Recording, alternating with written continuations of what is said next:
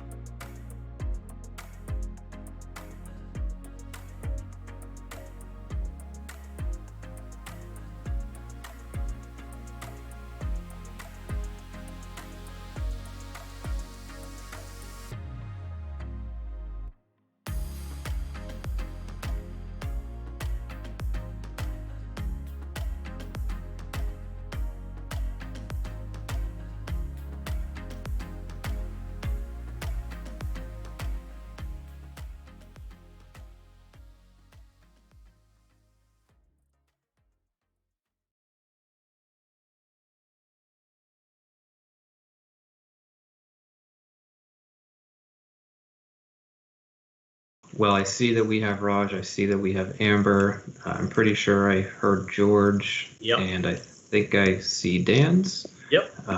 So we will go ahead and I will call the Village of Essex Junction Board of Trustees to order for Monday, August 17th, this wonderful Battle of Bennington Day. And with that, do we have any agenda additions or changes for tonight? 2 items. I put one in your, I believe it should have been added to your reading file. It's a letter about Black Lives Matter flag or painting. Just to let you all know that staff is putting together some ideas for a policy that would try to be universal between the village and the town. That should be ready by your next regular meeting, at least for discussion. And then, Raj, what about 10 minutes ago, you sent an email. It was an hour ago. It was like an hour, but sorry, it felt like 10 minutes ago. I saw it 10 minutes ago. And I forwarded that on to all of you. It is part, I assume, Raj, that is for the discussion in the charter change? Correct. Okay. I will attempt, I'm solo tonight. I'm going to attempt to pull those up on the screen. Okay. So at some point. Thank you for being here. Thank you, Evan. And Andrew, just as a matter of process, I volunteered to take minutes, so I'll be taking minutes. So that means everyone needs to speak a little slowly and carefully. I really appreciate that, All right. George. Okay, thank you. George has a 9 o'clock bedtime. Yeah. So. And of again, with the agenda additions, George, you had also sent along a draft of the charter. Yes. Yes. Again, just for the process standpoint and for transparency to make sure that that gets added onto our agenda formally, I would propose that we also have that added onto the agenda. That sounds good. Thank you. Appreciate that. So if there's no more debate or things to add to the agendas, if someone would like to make a motion to amend the agenda. So moved. Second. And thank you. Is there any further discussion on the additions? Okay, hearing none. All those in favor, please signify by saying aye. Aye. Anybody opposed? Okay, that seems to have passed unanimously. And that will bring us now to public to be heard. So now we are at the portion of the meeting where if any members from the public wish to speak to the board about something that is not on the agenda, now is the time to do so. Again, this is for items that are not on the agenda. So if it has anything to do, I would say broadly with merger, the charter, the meeting on Thursday, then now is not the time for that. I will make sure there is time for public input on those items. And I will pause briefly while members from the public who wish to speak could go ahead and speak into the phone to let us know you'd like to speak. If you are on Microsoft Teams, if you could raise your hand, or if you could use the chat feature to let us know, that would be greatly appreciated. And I will take a 30-second pause starting now.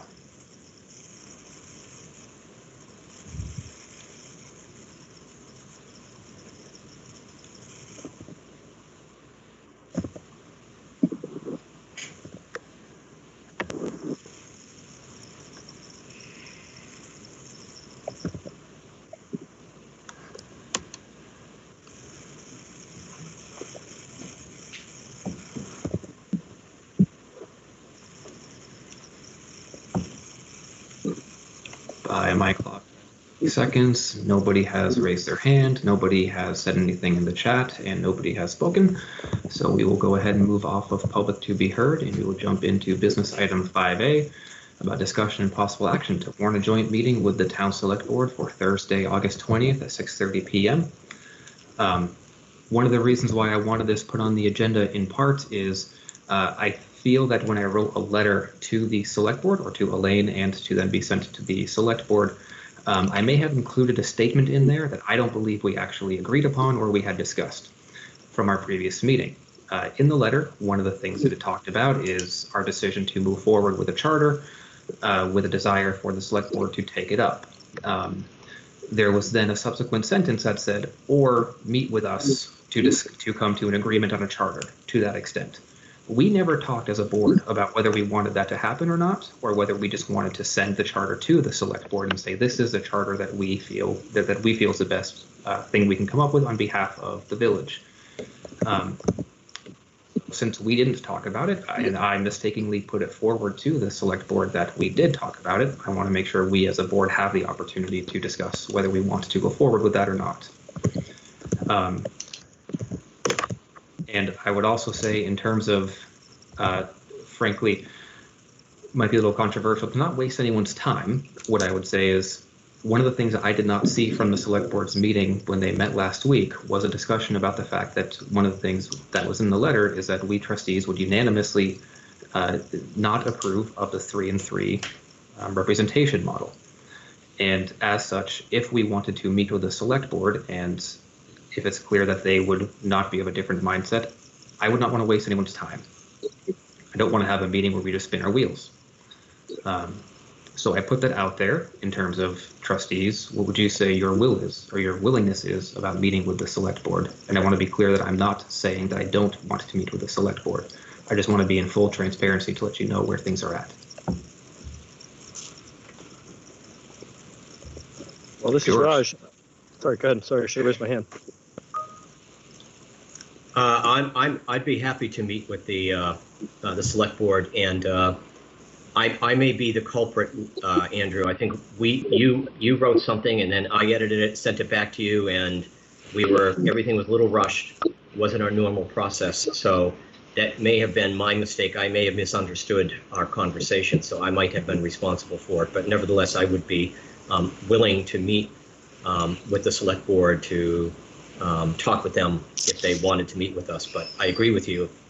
If they're insisting that it has to be a 3-3 board structure, then I don't think we can support that. So then it would probably be a need for us to meet with them.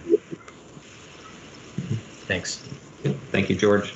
And again, I do really appreciate your help on the letter. As I've said before, I don't feel that I am a good writer. As somebody who has professionally been an editor, I really appreciate your skill set. So thank you.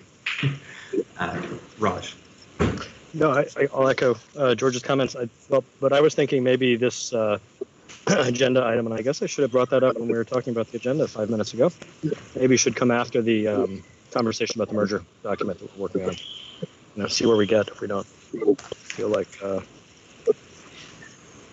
feel like we're ready and we're going to present them with one. There's no point in meeting. But I'll also echo the 3-3. Although I think there's some nuance there we can hash out in the conversation about the proposed merger document. And we can always pause this as well. We don't have to necessarily decide on this. We can pause this agenda item and come back, or table the agenda item and come back to it later if we need to. I guess I would suggest that. Yeah. Okay, so go ahead, George. I would agree with Raj. I think that makes sense to see how far we get tonight and whether we're satisfied. I would agree with that. I think it makes sense to me. Okay. Amber, Dan, any other questions, concerns, comments on that? Good with tabling this item until after the charter? Fine. I'm good with tabling it. Yeah. Okay. I see in the comments section that Annie, you had wished to speak to this item. Do you want to now, or do you want to wait until after the charter portion? I would like to now, if I may, for a moment. Yep. Go right ahead. I have learned a difficult life lesson that, can you hear me? Yes. I have learned a difficult life lesson that not being at the table is not always a healthy thing. And I feel that even though it might be off-putting to hear that they are very set about the 3-3, I think that you would do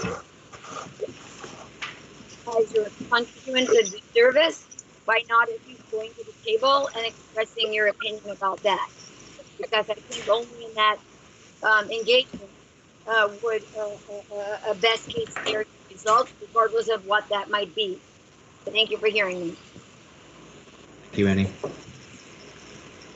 Okay, so it seems like the will of the board right now is to table this agenda item and to move on to the charter conversation. So we will go ahead and we will do that. And if the boards will give me a moment to navigate the documents that we have. What I would propose that we do as well for this section is to kind of echo the sentiment that we heard at our last meeting about not letting perfection get in the way of progress, and to align with what George had mentioned in an email, is if we can avoid wordsmithing, if we can avoid some of the things that were mentioned about whether something is duplicative or not, those are things that Dan Richardson could figure out through his process. Those are also things that, frankly, should it pass the communities and should it get to the Government Operations Committee, those are things that they can also work out. George, I see that your hand is up. Right, Andrew. I just wanted just as again to assist with the process, so we're not here for a really long time. One of the reasons I wrote the consolidated document that I sent out to you. Here's what I did. I looked at the document that we're going to look at tonight, the PDF, and I went through it in the morning, not late at night, so I would have a fresh energy to write stuff. And I tried to every place there was a question or a point of controversy or something like that, I tried to resolve them because some of those things Dan Richardson had been consulted on. So I tried to put Dan's language in one or two things. Evan had made recommendations, and then some things were obviously things that could be omitted because there were this particular version of the charter had some late addition to it, where we tried to revise it to see if we could make it compatible with a 3-3 even numbered board. And so there's a bunch of stuff in there that if we're not going to support a 3-3 even numbered board, we can just take out. So I tried to show that. And then hewing to the very last thing you said, places where people said, well, is this repetitious? Is this redundant? Is this, in other words, areas where I thought there was just wordsmithing, I just said, I think this is just wordsmithing. Just, I tried to identify and just leave it alone. So I tried to take all that and put it into one document. I'm not trying to bias the conversation, but what I'm getting at is that I have that in front of me, and as we go through it, I'm happy to do the revisions on the document that I sent you, so I can keep track of minutes, because I'm a pretty fast typer. I'll keep track of the changes or whatever revisions that we're making as we go through this. Okay, I just wanted to let you know I can do that. Appreciate that. So as we jump through this, George, or board, do you want to go through? We had that PDF version that we had at our last joint meeting when we went through this, where it had in one column the trustee section, one column the select board section, and then a determination column. We can go through that version. We can go through George's version. I feel that with what George had just mentioned, I'm perfectly fine using George's version, and if we miss anything in the other one, go ahead and chime in. But to again help to make this process easier, I think that using George's as we go through may make life easier. Well, Andrew, if I could recommend, it might be good if you went through the document that's on the screen now. The four of you went through the document that's on the screen, and then on the version that I have, if you look, for example, if we just for example, if you look at the very beginning, Andy has questioned, should we use unincorporated? So in my version, I just ignored that because my feeling is that it doesn't give an advantage or disadvantage to the village or the town.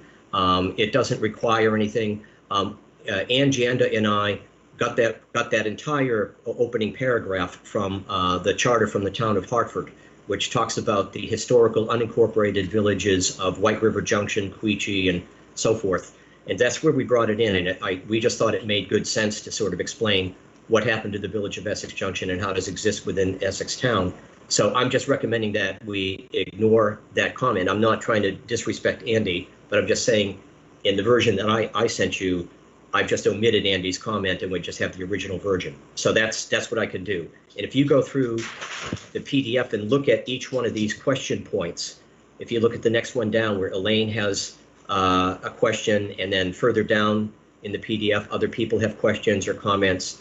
I tried to go through and resolve every one of those, and I can explain to you how I resolved it, and you can see whether you agree or disagree, and we can just keep moving that way, so we don't have to wrestle with each and every one of these. Does that? I don't know if that's making sense. Yes, that is making sense to me. Okay. So as we go through, and then as we do this, George, are you going to then be making edits in that Word document? Yes. Yes. Okay. Great. Now I'm with you. Okay. So then, yes, as we go through, you already talked about that first one being addressed. I see that in the Word document.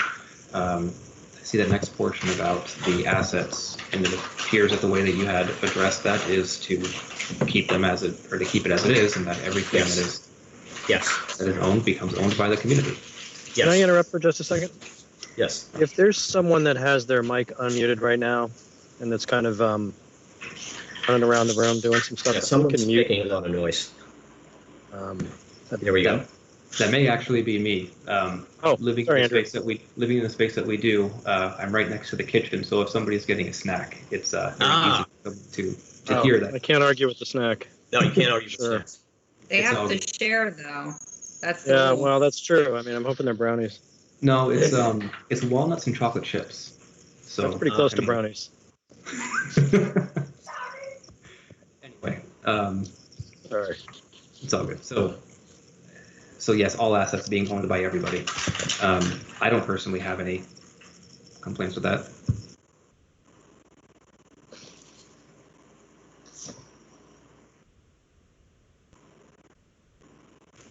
Okay. So I suppose we could Let's keep move going. on from there. And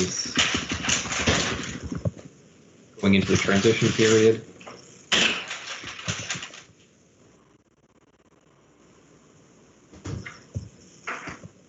Do you want to, how did you resolve these? Wait, I'm looking at what's on the screen. So you're asking me what's on the screen, and I resolved these by keeping the original wording. No, not what's on the screen. I'm sorry, Sorry. I don't understand.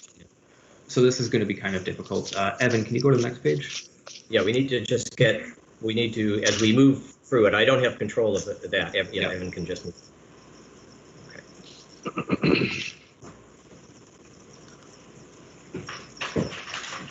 Closer. Keep going. Almost there. There we go. Going. So this transition period here, Right.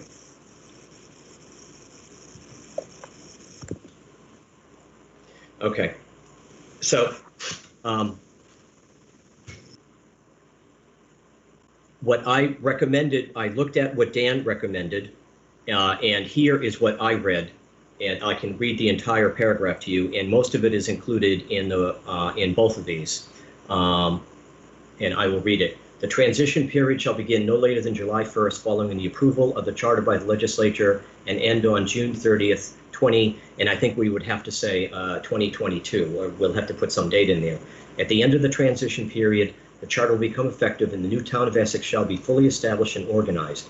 Nothing in this section shall affect or limit other provisions in this subchapter or in other subchapters which serve a transitional purpose and which by their own provisions continue beyond the transitional period. In such cases, transitional provisions intended to extend beyond the transitional period shall be governed by a specific sunset item, sunset terms. In other words, that seems simple and direct. There's nothing in there that advantages. If we just read the entire paragraph that's on the far left, there's no specific advantage to the town or the village. We're not requiring the new entity to do anything. If we want to wordsmith that to make it a little bit more precise, as Dan said, we could do that in the GovOps committee, but I'm recommending we just leave that as it is in the far left-hand column.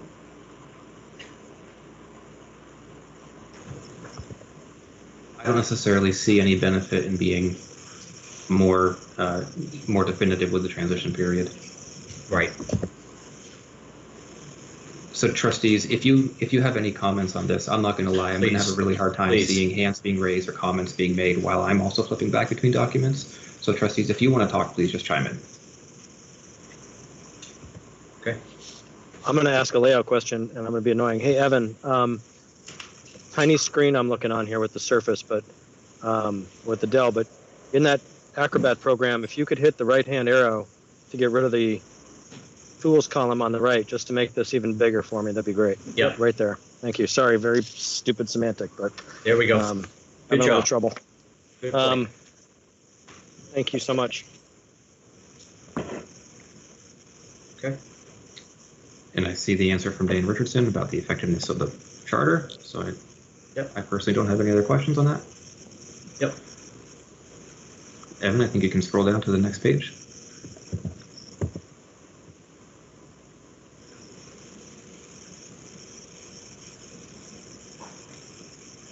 Yep, that's good.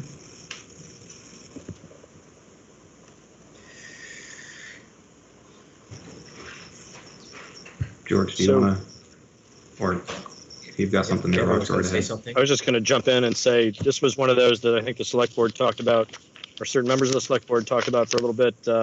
Andy, I think, expressed an opinion that maybe this could be just town meeting day in March. Patrick did fill everybody in saying the school board would work. I believe he said the school board would work with the new town of Essex to kind of coordinate, and they could do the town meeting day as well.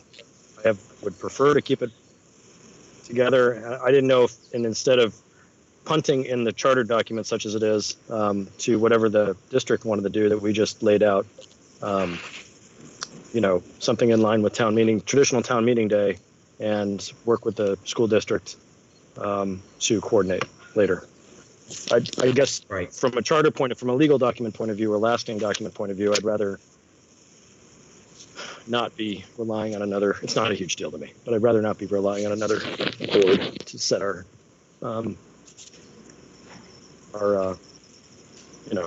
annual meeting and budget vote. So I think one thing to keep in mind as well is this first section, so everything starting with a 1, this is the transitional period, so this is not ongoing. Right. So I think that it makes sense to, Raj, I think what you're saying is to go with the select board or to go with the traditional town meeting day. And so I think that makes sense to go ahead and do that. And then possibly later on in the charter, or even in that section. Yeah, I see what you're saying. So maybe because I forgot it, but I apologize. So maybe because it's the first one, we should just go with what's already established, and then further on, like you said, down in the more permanent section, we can change it up. Mm-hmm. Is that what you mean? Okay. That is, yes. Okay, sorry. Okay, so do you want do you want a revision to this paragraph here? So it should probably be the first annual town meeting shall occur on town meeting day, preceding the July 1 effective date of the charter. Well, I was backing up. I thought you said something else. I was backing up saying since this is transition and it's in order, I guess, never mind, forget it. Keep going. Well, in order to simplify things and to minimize how many times people are going out to vote, that to coordinate whenever possible, at least the first transition year, I guess it would make sense to do what the school district's doing, because we may be late to the party in the sense of planning, and they would already have had this practice underway. Does that make any sense? Right. It The does. school district will have planned, and we will not know whether this is going to be passed until the legislature adjourns, likely. Right. Correct. But we're talking about, I think, the following year. Yeah, it's a year out still. I Right. guess it's not much. Never mind. I don't want to drag this out. So this looks fine. So let me read what I wrote. I corrected it, and here's what I have now. The first annual town meeting shall occur on town meeting day following approval of the charter. This shall be a unified meeting of the new municipality and shall be noticed and warned to all residents of the town of Essex and unincorporated village of Essex Junction. And then the rest of it reads as, the rest of it reads right now. Great. Sounds good. Okay. Evan, you go. Nice. Look at that scrolling. The things that we get excited for. Yep. Okay. Let's see. So next controversy. Controversy with transitional districts. Okay. Right, that's what we're in now, 104. Yep.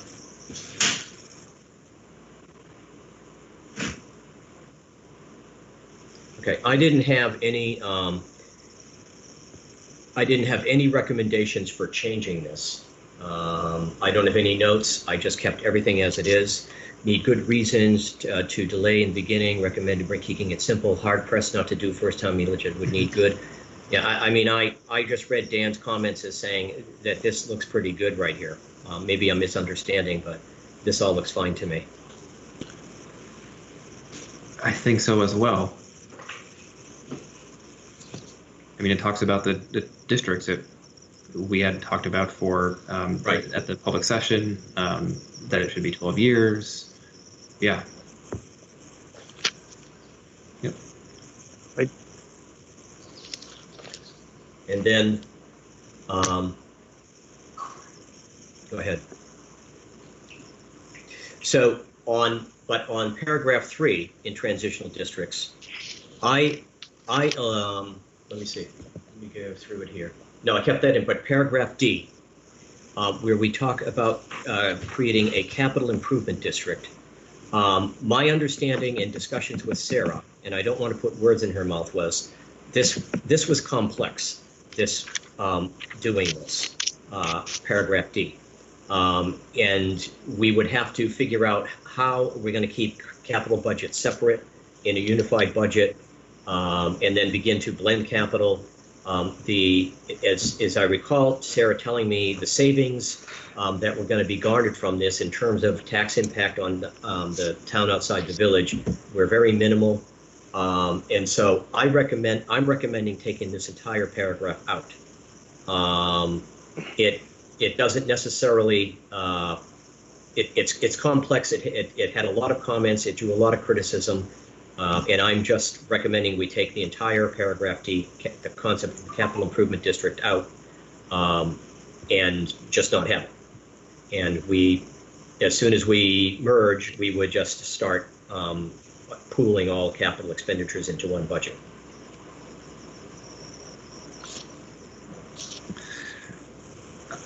So I understand that it would be difficult.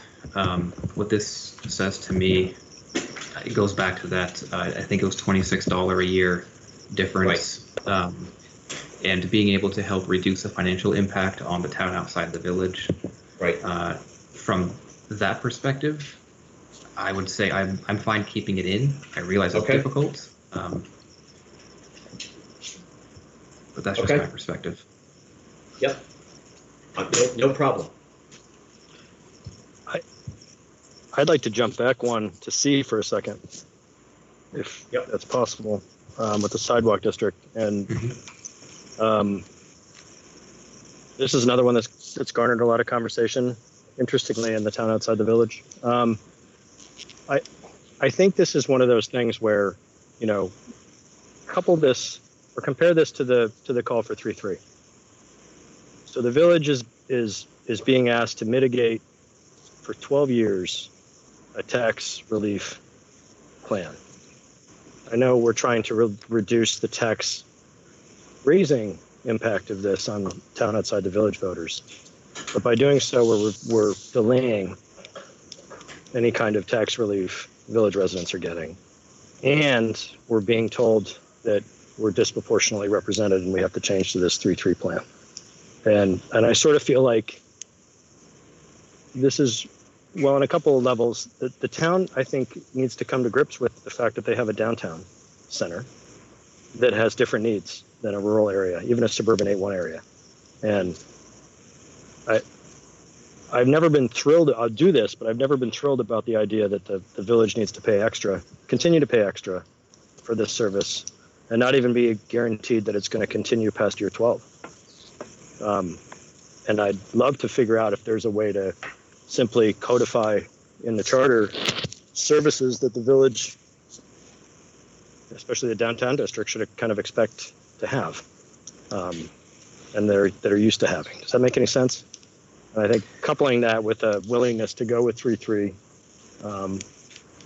I feel a lot more comfortable embracing that if I knew that there'd be some I guess guarantee is the wrong word, but it's the only one I have right now, that village services would be there, and that there's, a reason that village residents are waiting 12 years for, full relief from this. So I know it's a lot, and I know it's late, but kind of what I've been hearing from folks too.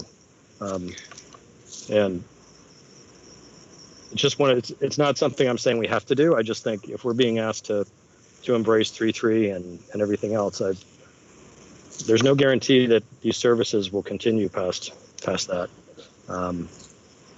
that period. And I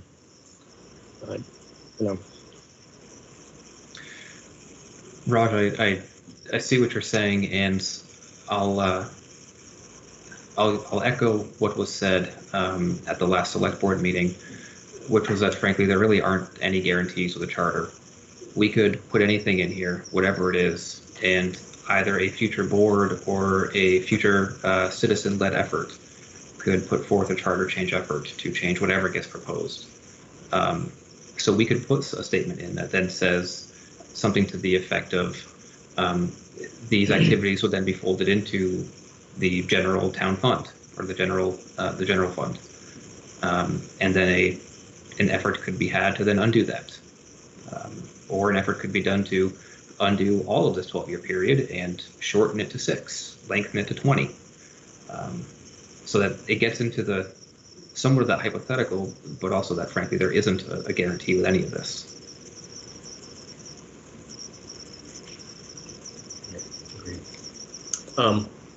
Andrew, good points.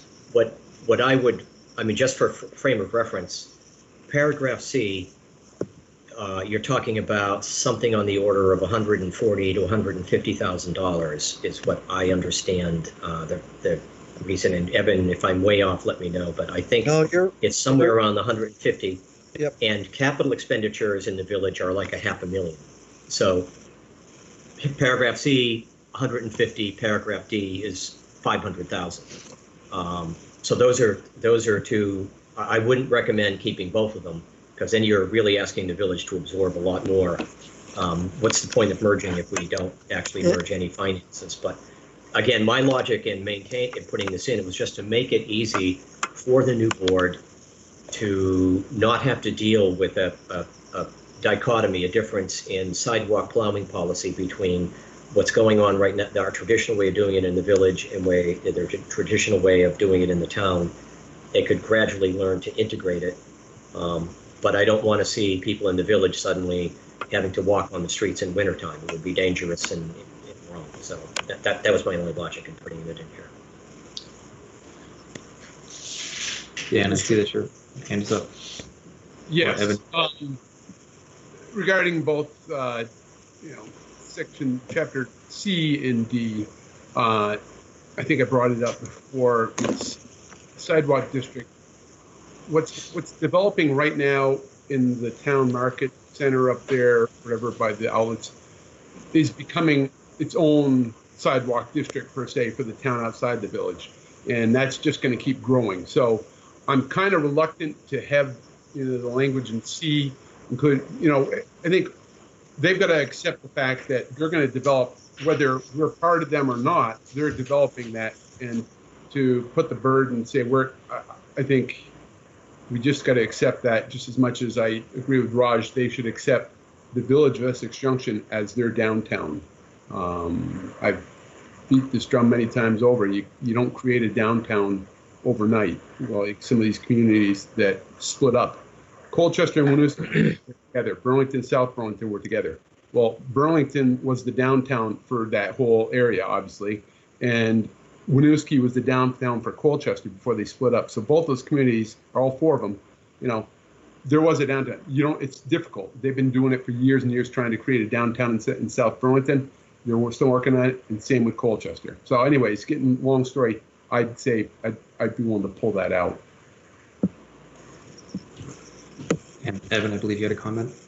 Just a quick note, once you're merged, the board sets the special sidewalk district taxation budget. So if in the future the board says what used to be 150,000, we're going to make it 100,000, in terms of what we're going to tax, they can do that. So they can, it creates the district, but the levying amount is done by the select board.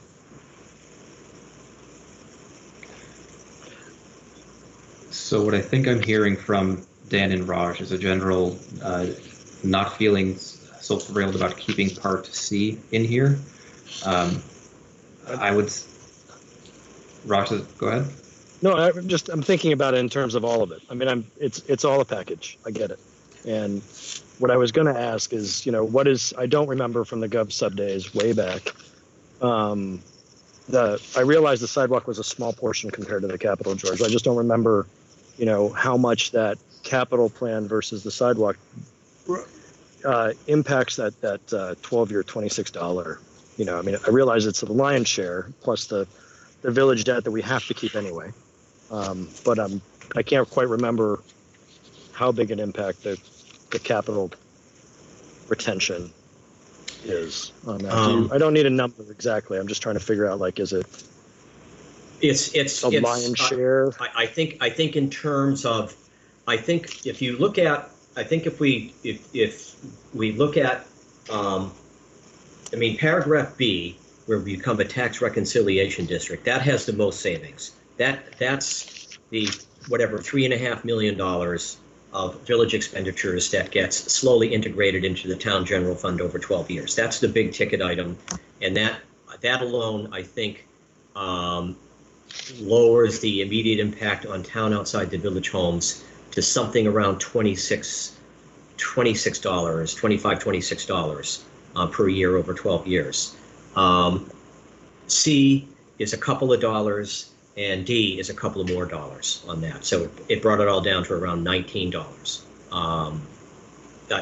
Those are very much obviously ballpark figures, but that's, early on we were struggling to find every mechanism we could to lower the impact on the town outside the village of the budget transfer.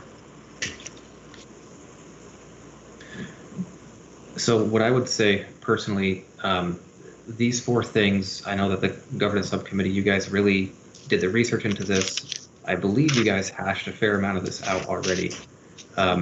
What I think these got presented as, and what I believe in these four items, or these items, is that they are our way of answering that question of, well, the village has to give up something, or what is the village going to do? Well, here's what we're going to do. We're going to continue to bite the bullet for 12 years because we can see the end game.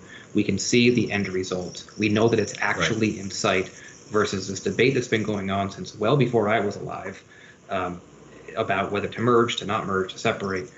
And so this is our good faith effort in doing what we can to help reduce the cost for a town outside the village through merger. So just based on that that only philosophical stance, I'm fine keeping all of these items in here. Okay. But that, again, I'm 1 out of 5. I understand that completely. And then we had this representation thing thrown in at the last second. And I guess I'm feeling a little less confident of how things will go if that were to come to pass. So we've done this. The village has quote unquote tried to answer what is the village willing to give up? Well, we're taking 12 years. Right. And now we're being asked to accept the representation charter change. And I can get on board with that, I guess. I'm just pointing out that's a lot. I'm still waiting, besides the $26 a year on the average household in the town outside the village, it's going to go up. Not insignificant, but I'm not sure what else we can possibly do. I mean, Right. It starts to get a little frustrating and hard to explain. So Raj, the only thing I want to just go back on though is I'm not saying we're going to go forward with 3 and 3. That's right. I think when you're talking about the representation model, as we talked about the previous meeting, we had said no, we're not going forward with a 3 and 3 model, and the question was going to be, was it 2, 2 and 3 that the governance subcommittee that you had recommended? Was it 3, 3 and 1, 5 at large? Throw 100 people in a hat and see what we get. Something. Yeah. But not 3, 3. Right. That's my understanding too, Andrew. And further down in the charter, as I said, this this version right here that you're looking at right now, we had back in April put in a bunch of stuff that tried in a way to accommodate the 3-3 board structure, an even board structure. And I think my understanding is that the trustees are not supporting it, and we're not going to put and recommend a 3-3 board structure in this charter. The Government Ops Committee has made it pretty clear they don't like it. I don't understand why. And we hire an attorney to advise you, and a specialist. If you hired an engineer to build a bridge and tells you how to build a bridge, you don't say ignore his advice. And we hired an attorney to advise us on board structure, and he said don't put in an even number. And why would we ignore that? So I have absolutely no desire to put an even numbered board structure in here. So that's that. So I took all that stuff out. So, I mean, Raj, to your point, you're saying this would be too much if we absorb, our own cost for another 12 years, and we also have to accept a 3-3 board structure. I would say we're not going to. That's not what we have in mind. Dan, I see your hand is up. Yeah, unmoved. Anyways, yeah, I agree with what George is saying there, but I hear what Raj is saying. The thing is that sidewalk district is going to increase, like I said before. So the village is going to be, paying the tax to cover the expense of that increased sidewalk district. The community outside of the village will not pay for anything beyond their border. And so it just seems kind of ironic, the burden continues for 12 years plus, and they increase the burden on the village. But it's because we're going to pick up everything that's going on in the town outside the village as it's developed their sidewalk district, and I just find that difficult, to explain. I mean, unless we, of course, said that's all we're going to do. Yeah. For 12 years. Right, I agree.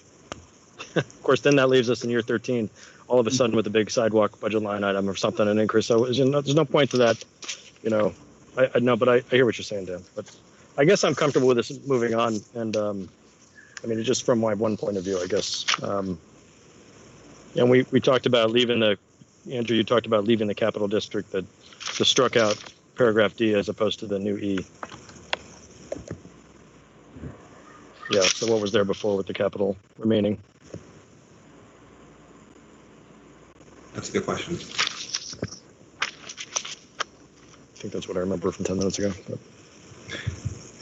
So are we saying that part C, the sidewalk district, is okay to leave in for now, or is it okay to leave in? Because the other thing I want to say too is we are at a point where a lot of what we're talking about is the emotional side of things. It's the things that have, from the village's side, have really helped to keep the village feeling like a village and being a village. And so those are hard things to let go of. Those are hard things when they help to define who we are.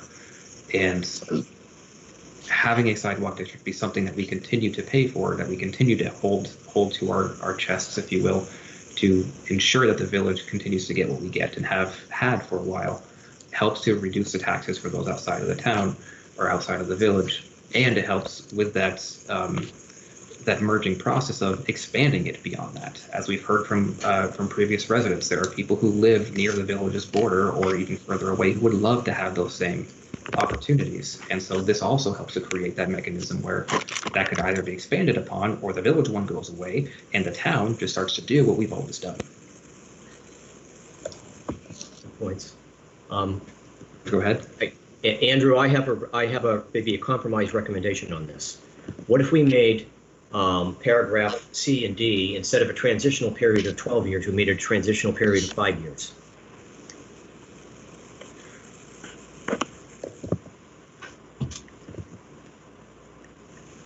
For me, I would say having them all be 12 makes it easier to explain, and it okay. I think it just makes it easier to explain to people to say these are the taxing mechanisms to help reduce the cost, and they're going to last for 12 years. Okay. As opposed to this one's 12, this one's 5. And... Yep. Okay. So what's the board's pleasure?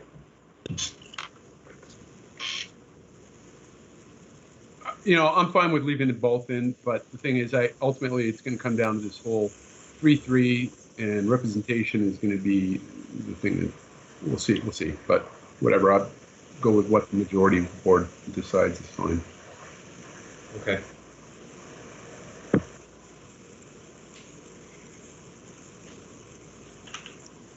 Raj, Amber?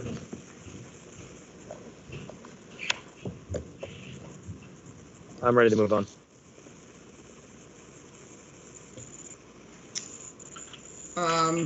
I've never really liked the sidewalk district portions, but I think, we've been the governance subcommittee thought this was a great idea. I think we should leave it in. We should move on. Okay. Okay. I don't think we thought it was a great idea, Amber. It was an idea. It was an idea it's been lingering for months now. So, Yes. I mean, it's one of those, like, if we were going to poo-poo it, we would have poo-pooed it a long time ago kind of deal. So, Okay, good point. Okay. So if we move on, now if we go down to the next, go down to the next page, Evan, to paragraph E, and I eliminated the whole business of looking at Dan's and some of the other comments and some of the discussion that had gone on in the past. I eliminated the specific taxing mechanism because I think Elaine, in a more lengthy discussion, questioned whether it was fair to tax just the commercial businesses that are in the village center, and why wouldn't we make it a community-wide tax? And so that seemed to me to be a pretty big discussion. So I decided to just try to create the district and say this is a downtown improvement district, and then leave it up to the board to decide how they want to approach it, whether they want to levy a certain tax. But if they do, it's already in the charter that this special revitalization, redevelopment district exists. But I took the taxing mechanism out of it. The tax that's in there has absolutely virtually zero impact on anyone's outside the village's tax rate. So it really didn't do much. It was just a way of trying to continue the work that we're doing in there. But that would really be up to the new elected board to decide. As you said, Andrew, all of this stuff is stuff that can be dismissed and removed from the charter by another board at a future date. But here I just wanted to create the district so that it's in the charter in case the elected board wants to try to do something special with it. I like that you kept it in there. Yeah. Yeah, I love that you kept it in there. It helps to retain all of the hard work that the village has already done, the designations that have already existed, and have helped to create the foundation for the growth that we've been able to have. Right. So having that codified in here, I'm totally happy with, and I agree that it was weird to tax commercial businesses or commercial properties. Right. Like that. I'm fine with what you did. Okay. Any other comments? We've had that 1 cent on the dollar for economic development on commercial properties in the village that's sunsetting. Right. Another thought I had today, and I know this is all late, but partially having 4 or 5 months to sit around and think about this. Again, in an effort to think about retaining the village downtown as a vibrant downtown, maybe take half a penny from town-wide commercial property, or maybe a little bit less, but it's less than 1 cent because it extends out for the entire town. But put that towards George's paragraph E and making sure, and other economic development, but I mean, primarily for the village downtown, to really solidify that as the center for the town, especially in light of the transitional steps we all just discussed for 20 minutes. That doesn't have to be done in the charter, but it is something that I think is worth really seriously considering. I'd love to see I don't think that it really needs to be in the charter. I don't know if it could be, if it makes sense, but you know, I guess it just goes to a little unease towards, or I guess Yeah. I'd like folks to understand, especially in the town outside the village, that you know, there's a lot of intangibles when they say, what is the village willing to do, or what is the village willing to give up? I feel like, you know, yes, the town's going to pay a little more, but I feel like there are a lot of intangibles that the village residents are nervous about, and you can't put a price tag on. You know, Right, it's taken I a agree. long time for the village to get to where it is, and this quality of life we have here, and people are nervous. And Right. and I think with what's going Yep. on in the town outside the village and recent attitudes and comments from some, not everybody, Yep. we only hear from a few people all the time. It is worrisome that we'll Agreed. be bypassed. So just put that out there. I agree with you, Raj. I would only say that there's a little concern about setting a specific tax rate in the charter. But I agree with the concept, but I'd also question whether at this stage of the game, we were trying to do as much as we can in terms of revising this particular charter and saying, what are the things that we've pretty much collaborated with the select board on so far? With a little bit of leeway in there, but I think to create something that calls for a new townwide tax, that's not something that we discussed with the select board ahead of time. So I'd be concerned about putting something like that in there now. They could legitimately say, hey, we never talked about this. If you wanted something like that, you should have brought it up a long time ago. But, in my mind, defining the district and saying it's a downtown improvement district, puts that much at least in the charter, and calls attention to it and gives the new elected board an opportunity and a reason to do something, maybe create a special commercial tax. Yep, gotcha.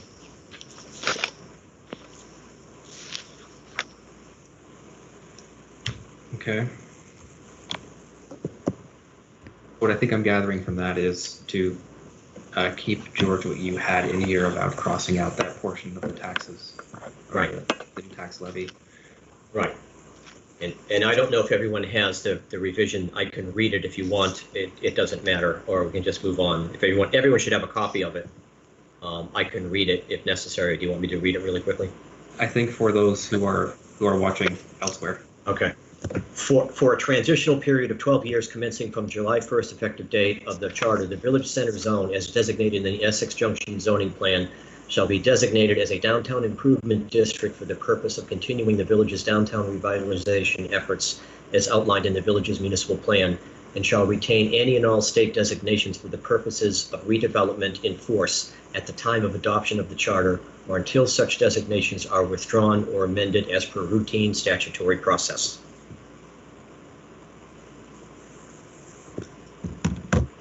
Thank you.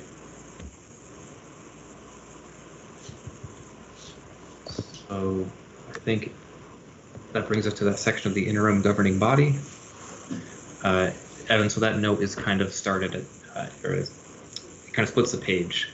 So you can go up just a couple clicks.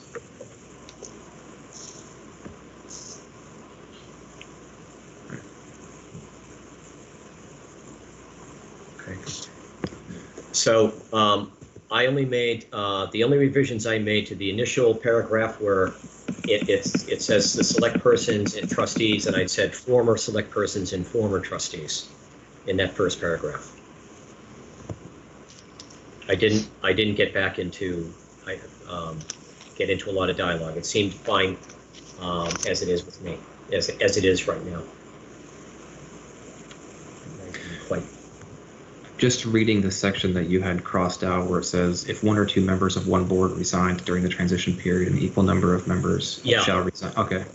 Yeah, I'm not, let me see. Maybe Yes. Evan, you could scroll up a little bit further, a little bit more.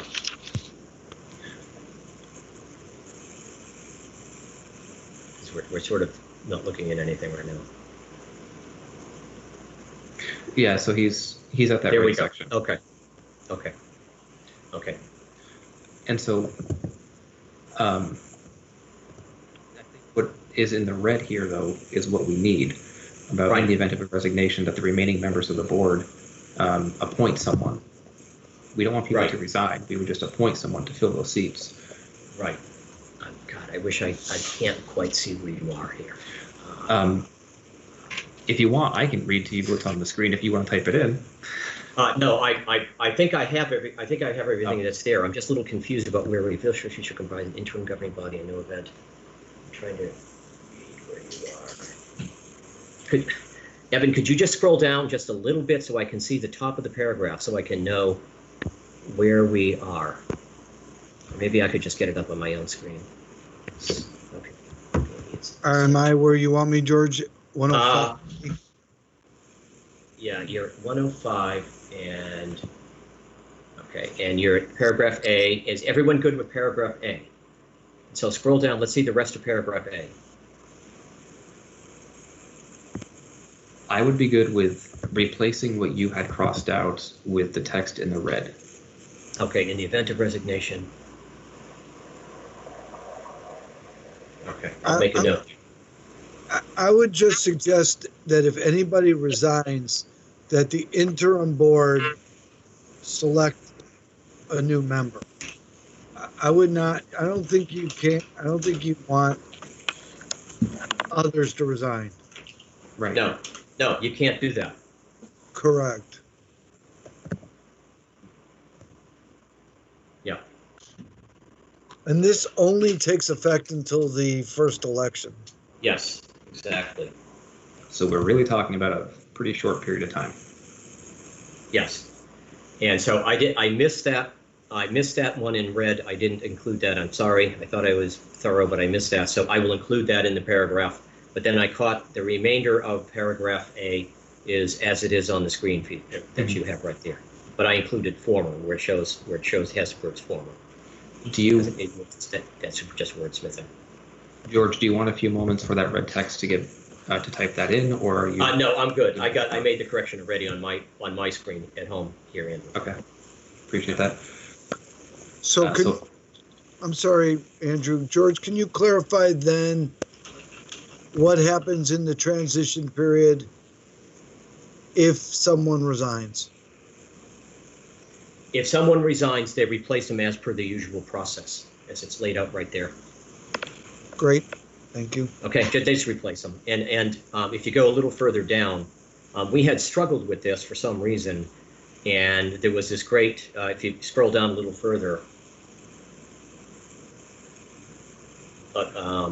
maybe I'm getting ahead of myself, but I dealt with it further down and just, we went through this sort of tortured, in paragraph C, yeah, a little bit further. It's in paragraph C in this section. Okay. I think right there. Is that what you're talking about, George? Yes, I'm sorry. Oh, so all right. So just to be clear, when there's a vacancy, the entire board votes to fill the vacancy. Yeah, where? That makes sense. Yep.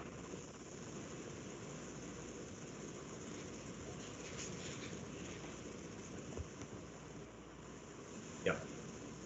Okay.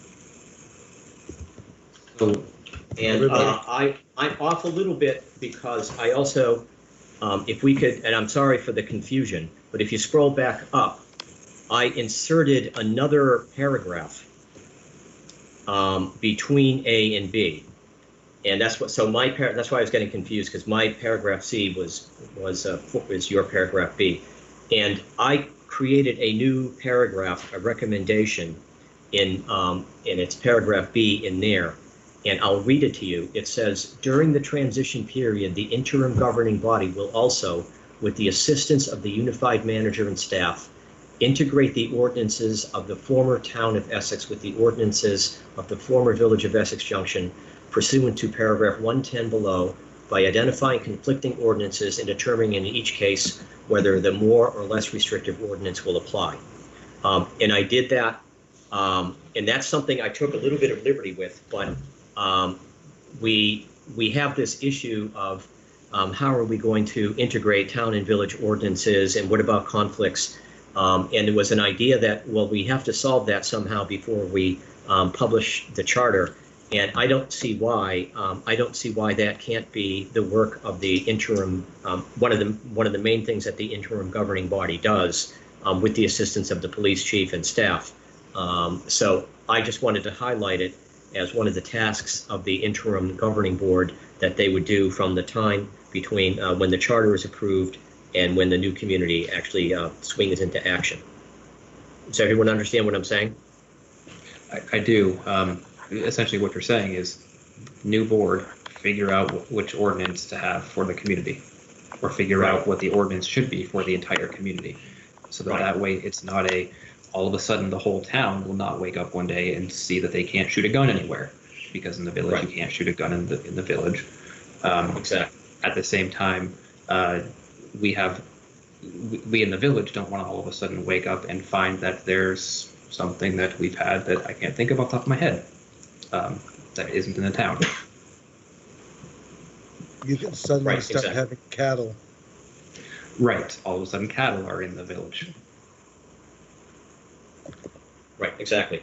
I mean, again, to go back to the spirit of what we're doing here, I was trying to say, let's not look for trouble. I didn't want to introduce a whole new thing, but I did want to highlight what appeared to be a troubling task of, well, we can't go forward with the merger proposal because we may have conflicting ordinances.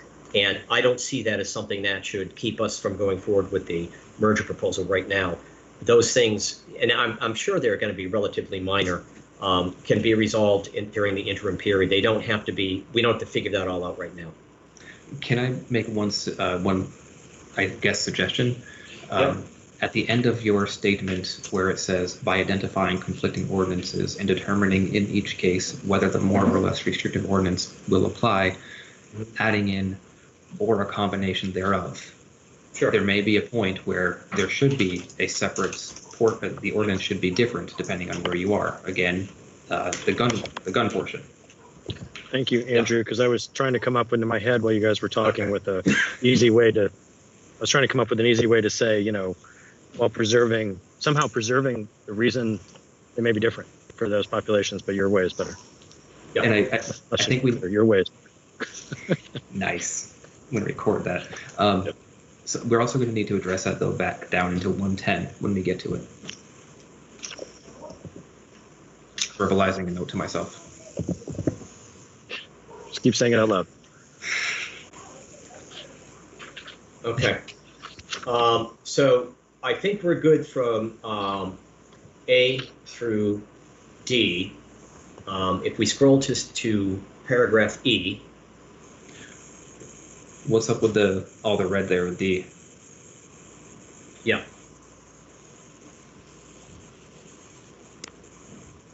I incorporated all those notes, and let me read you what I have. Let me wait a second. I got you. Yeah.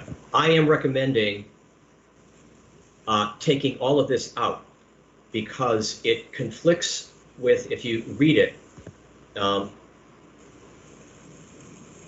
shall we serve the duration of their terms as village trustees for the next 2 election cycles. So all of this needs to come out because this is essentially wrong. When we wrote this, when Ann and I wrote this, we were under the impression that elected officials could not be removed from office because of a charter. So in other words, if you were elected, if one of us still had 2 years left on their term when the charter went into effect, they would be required to continue to, they would have to be allowed to continue to serve their 2 years. And we clarified with Dan, and he said, no, that's not true.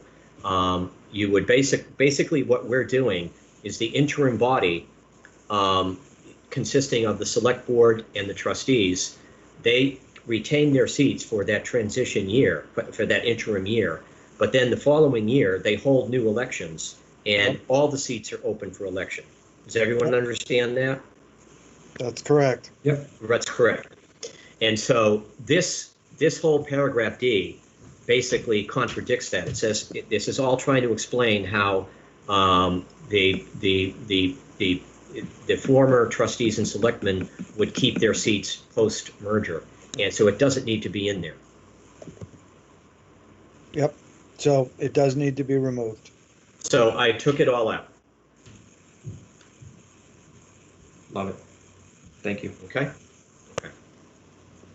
And most of the red in the comments has to do with the next piece. Yeah, I cheated and went ahead a little bit and Okay. saw that. All right. And so let me tell you 106, paragraph A, it simply says there shall be a town select board consisting of 7 members, period. Yep. And then if you scroll down, it says, and then this is structured to create, and we've gone back and forth on this so many times that there's a lot of different versions, but the version that's in here now speaks to creating a 3-3-1 board structure with 3 from the village, 3 from the former village, 3 from the former town, and 1 at large. Initially, we had a 2-2-3 board structure, which Andy Watts, Max Levy, Raj and I debated at length, and we agreed upon. But then in deference to the 3-3 charter initiative, we said, well, can we get close to that? We weren't really, all of us in the government subcommittee, we weren't really absolutely fixed that it had to be 2-2-3. We kind of thought, well, maybe 3-3-1, but the problem is then you have one person running at large. It seemed a little unfair. But I don't think, and Raj, you can, tell me I'm wrong, but I don't think we were really, absolutely positively insistent that it had to be 2-2-4. I think we all felt we're willing to try. We were willing to be kind of loose about it.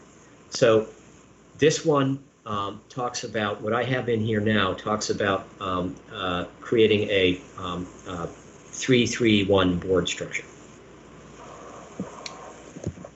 Okay. Comment? Go ahead, Dan. Yep. Yeah, no, I hear what you're saying, George, and I agree. I'm for a 7-member board at large. As Andrew brought up earlier, future boards, future committees, whatever, can rehash this and develop districts within the community or whatever, wards, whatever you want to have. That's all stuff that can work out down the road. But for the right, exactly. Yep. I think 7 at large is fine, or 5 at large, whatever. Yep. And we do have in paragraph D the I gotta make a change. A special commission to look at the makeup of the select board and districting. Yes. Yes. And I had in my copy, the copy that George circulated, or maybe it's this copy too, says within 3 years. I would shorten that, but it's not a must on my part. And I would only shorten it because it may take a while to do. I don't know that we need to delay it 3 years. I'm not sure there's much point. It's going to take at least probably 6 months to a year to do it. So then you're talking 4 years out. And a few elections. Right. So, I mean, I jotted down in my notes, one, again, there's no rhyme or reason to it except that, it will take a year to do. It's not taking up a lot of board time during the transition. It's a different commission that's not made up of those people.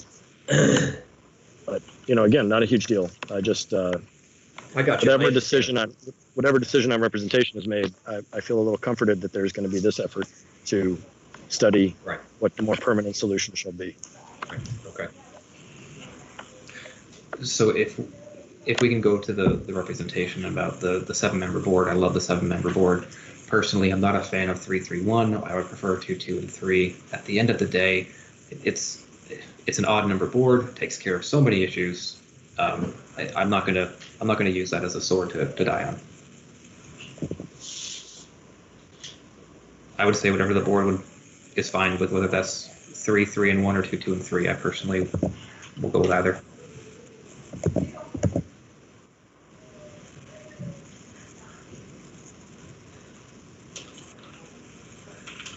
I am open to what the rest of you want to do. Either way with me. Sounds like we have a fair amount of indecision or indecisiveness. So how about we keep 3, 3, and 1? It's already in here. It's a little bit of a, we recognize that 3 and 3 wasn't favorable to the leadership of the Government Ops Committee, wasn't favorable to the village, and so a middle ground can be throw 1 at-large member.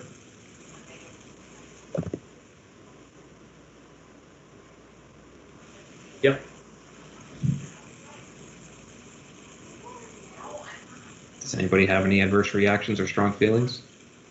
I mean, not strong. I just wonder, the dynamic of having one person in that climate running in the entire town. Likely to be very close and then moderately contentious in the aftermath.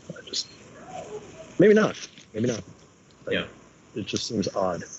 And a lot to ask, I guess, too. And then is there going to be pressure to make that seat a 3-year seat if they're staggered? And then there might be pressure to make that person a board chair just because of the effort. This is just off the top of my head, kind of like concerns, minor concerns about how that might play out, but it's not none of those are strong. I'm just talking it out. Okay. Those are all the same reasons that I would say that I think 2, 2, and 3 is a better idea.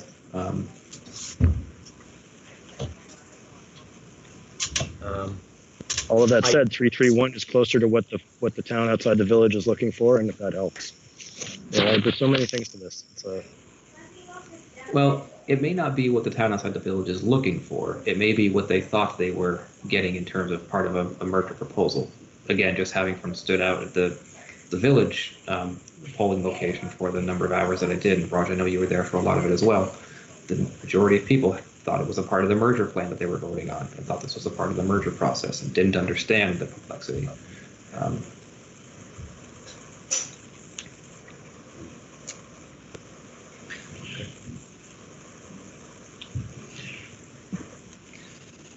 Well, Amber, did you have any strong thoughts one way or another?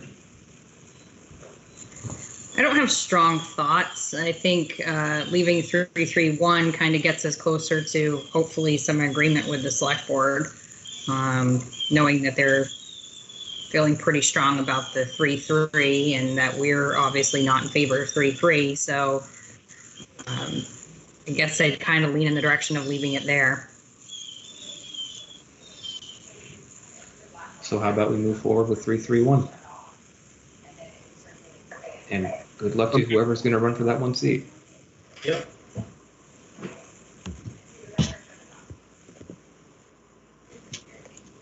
Okay, so I think we can move on from section B.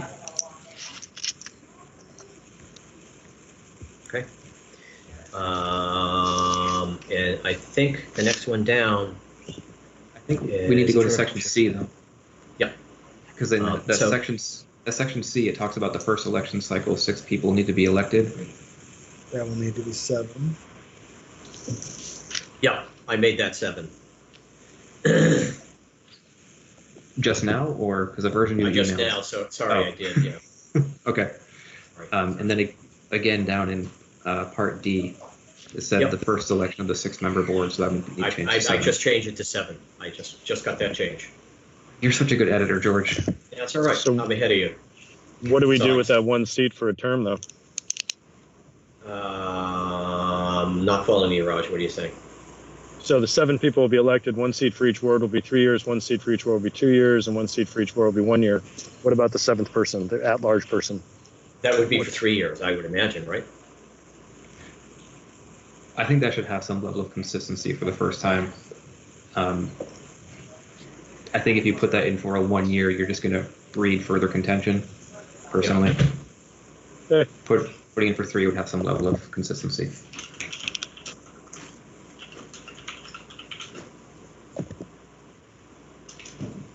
Okay, and so I'm adding the remaining seat will be at large from either ward, and the term shall be 3 years. Right? Right. Yeah, okay. Does anybody have a feeling about shortening the time before the redistricting or the special commission comes into play?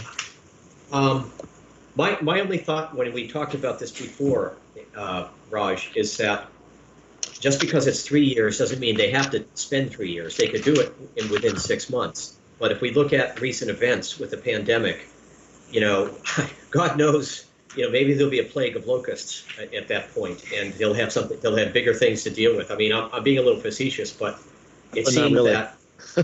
You know what I mean? I just thought, I just kind of feel like, well, it gives them a fairly short window to get it done in, but saying you must drop everything and accomplish this in 1 year might be a little restrictive. It might be a little too much if all of a sudden they've got some crisis that they have to deal with at that point. So that's my only reasoning there. Well, then let's put a time frame on it then, because right now it's open ended. It could take years.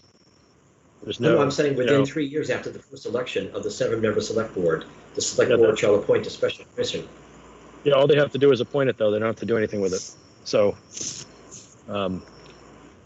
Oh, I see. Okay. They can appoint it, and 6 years later they can come back with a report. If it's going to be 3 years, let's. I don't know if that makes any sense or if that's just a semantic. But how about recommend? How about recommend changes to the boundaries and recommend? Yeah. And recommend within one year. 1 year should be forming. Recommend within 1 year changes to the boundaries by which members of the select board are elected. Okay. Great. So I think what you're saying is within 3 years they make the appointment. Within a year the work has to be done, and it'll be concluded by a recommendation to the select board. I mean, and maybe it should say changes, if any, to the boundary, because they may, I don't want. Is that if we don't say that? Well, does it mean that they have to make changes, or can they? Because they may want to leave it the way it is. But just keep. I don't want to tie their hands. That's fine. Okay. So, having regard to an equal division of population and other considerations deemed proper, recommend within 1 year changes, if any, to the boundaries by which members of the select board are elected. Cool. Thanks for putting up with that. Good catch. No problem. So Evan, can you scroll down?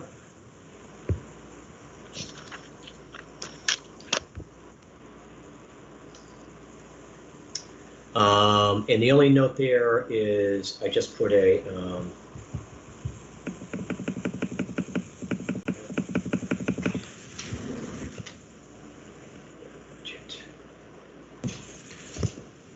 It looks like what you did with 108 Part B is it says the town of Essex shall operate. Shall operate. I just took out continue. Right. Just shall operate because they don't operate the Essex Junction Fire Department now, so we just took that out. And I left everything else in. Didn't touch it. So that's done. That's all done. So then 109 I think is next. Yep, 109. We'll scroll down to 109. So I made most of those recommendations that are here. I just incorporated them, and I said it's planning and development. I took out zoning. I made the assumption that we're going to have a planning commission and a development review board, and I adopted all of the language that's in these sections that creates those two boards. And then I also, we made the revision on the far left-hand column. The planning commission has some say in, the regional planning commission requires you to have a municipal planning commission. So I just wanted to mention that in conjunction with the Chittenden County Regional Planning Commission and pursuant to 24 VSA 4350. It might not be absolutely necessary to add that, but I thought it wouldn't hurt. And otherwise, I kept all of this, I think, pretty much the same. Scroll down to paragraph B. Did anybody have any concerns with A? I know I didn't. So let me get opportunities there. Okay. Sounds like we're good for B. Okay.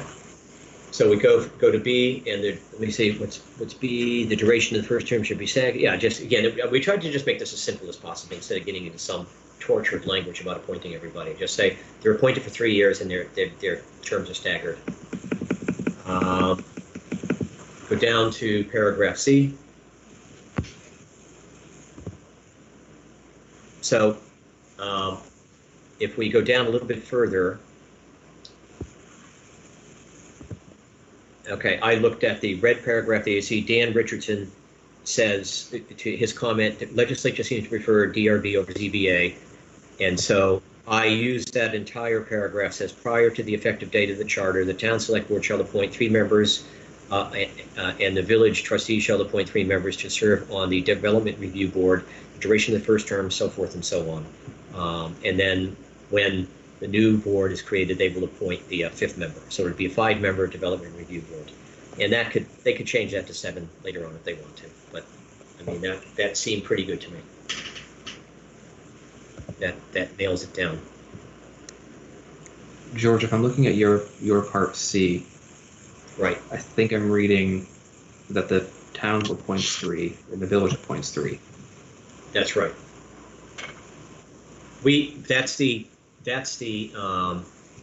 Not, maybe I should say, well, I mean, these are the interim, these would be the interim board members from it. So the 3 former selectmen would appoint 3 people, and the 3 former trustees would appoint 3 people, so that you would have it, because you need to have a DRB and a planning commission up and running Right.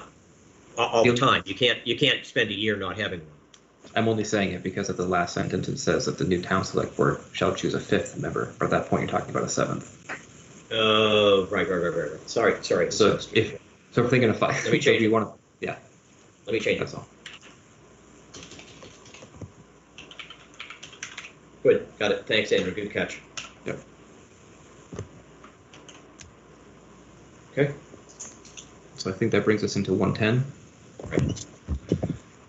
This is where that the adoptions of ordinances. This is where if we want to try to figure something out to again align with the language up above about choosing the option that fits best. Right.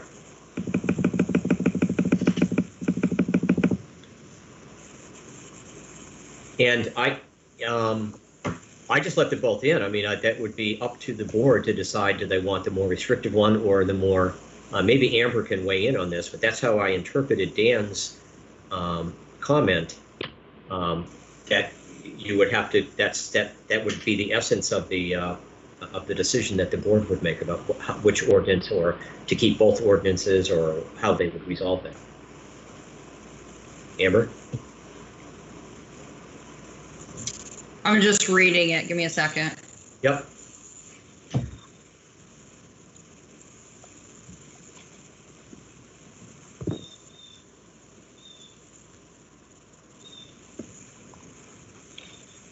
Yeah, I guess I mean, looking at that section, I think you're right, George. I mean, I think you could leave them both in, and you know, if they want to modify, they can. If they don't have to. Right.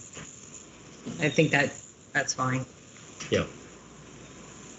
And I mean, I think that, for example, we have a skateboarding ordinance in the village. You can't skateboard, and none of you, I hope you all know this, none of you are allowed to skateboard on village sidewalks, and I hope you haven't been. But, you know, that the town may not have a problem with that. But, you know, you could just create an ordinance that's restrictive to the certain zones within the new community. It would, you know, zones within the village of Essex Junction. So I don't see a really big deal here. Maybe I'm missing something, but I just don't. No, you're not missing anything. I was concerned that part 110 may contradict what we did up above, but it doesn't. I see what both you and Amber are saying. Essentially, yeah. This 110 gives the select board the power. Right, exactly. So just go ahead, sorry, Amber, go ahead. So just a process question. I mean, I think we're going to go through this, and then Dan is going to, we're basically going to get through the whole thing, and then Dan's going to look at it before it becomes a ballot item anyways, right? I think we need Evan on this one. No. No, No. So when is Dan looking at this? he will, but basically his comment was, if you're not, you can't put this whole document on the ballot. Right, You're right. just putting the question.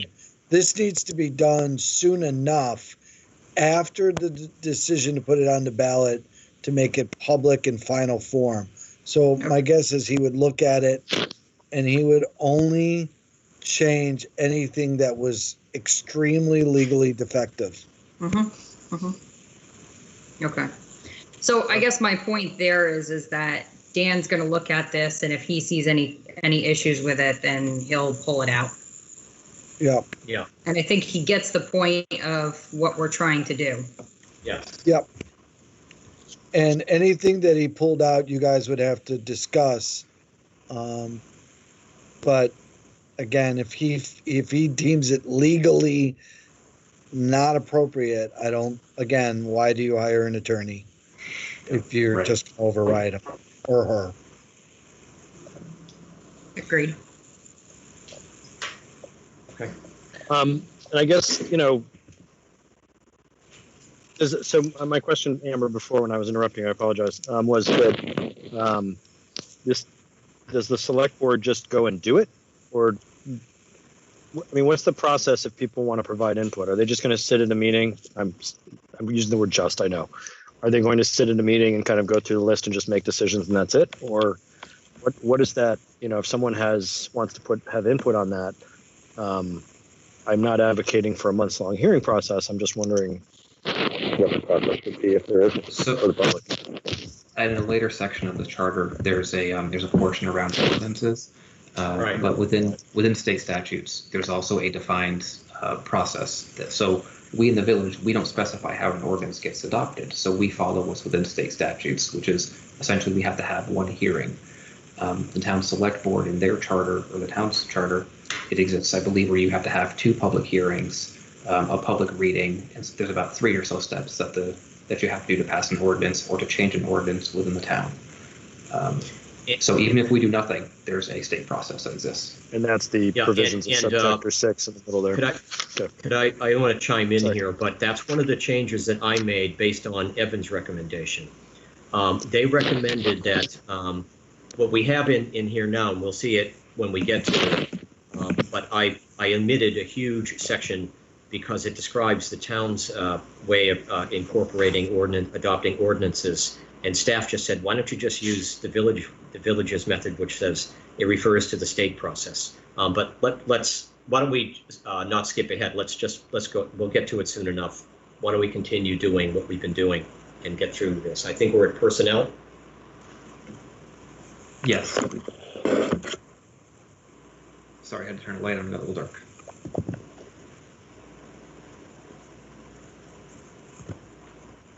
We're at personnel, and it looks like we're good until part D.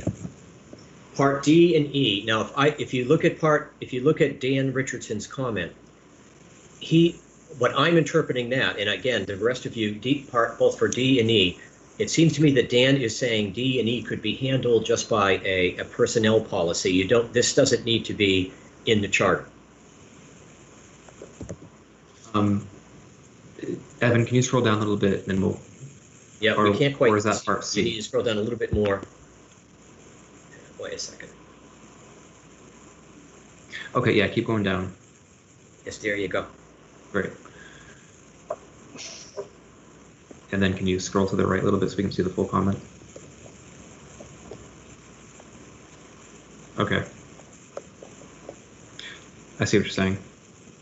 Yeah, and so I'm not quite clear. Dan's not here to explain, but my interpretation is that he's saying that these sections really you don't need to put this level of specificity into the charter. You could just deal with this as personnel policy. I mean, is that right? Is that right, Yes. Evan? So you could eliminate D and E. Yeah, right. And then cover it under the personnel rules. Exactly. So that's what I'm recommending. That's what I did in my abbreviated version of this. Mm-hmm. I'm good with it.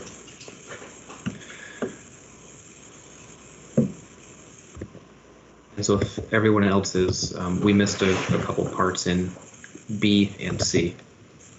Right. And if you look at C, it says all the former employees of the two municipal governments shall become employees of the new town, and they all their accrued benefits shall carry over. And that pretty much that seems very global and universal and seems to cover it. And I think getting into the specific things like which retirement program they can join and so forth, you could have that as what Dan is saying, that would just be covered under personnel policy. You don't need to spell that out in the chart. And I assume in part B, having the years blank, that would be one of those things of should this pass? We'd have to fill that in. Right. Yeah, right.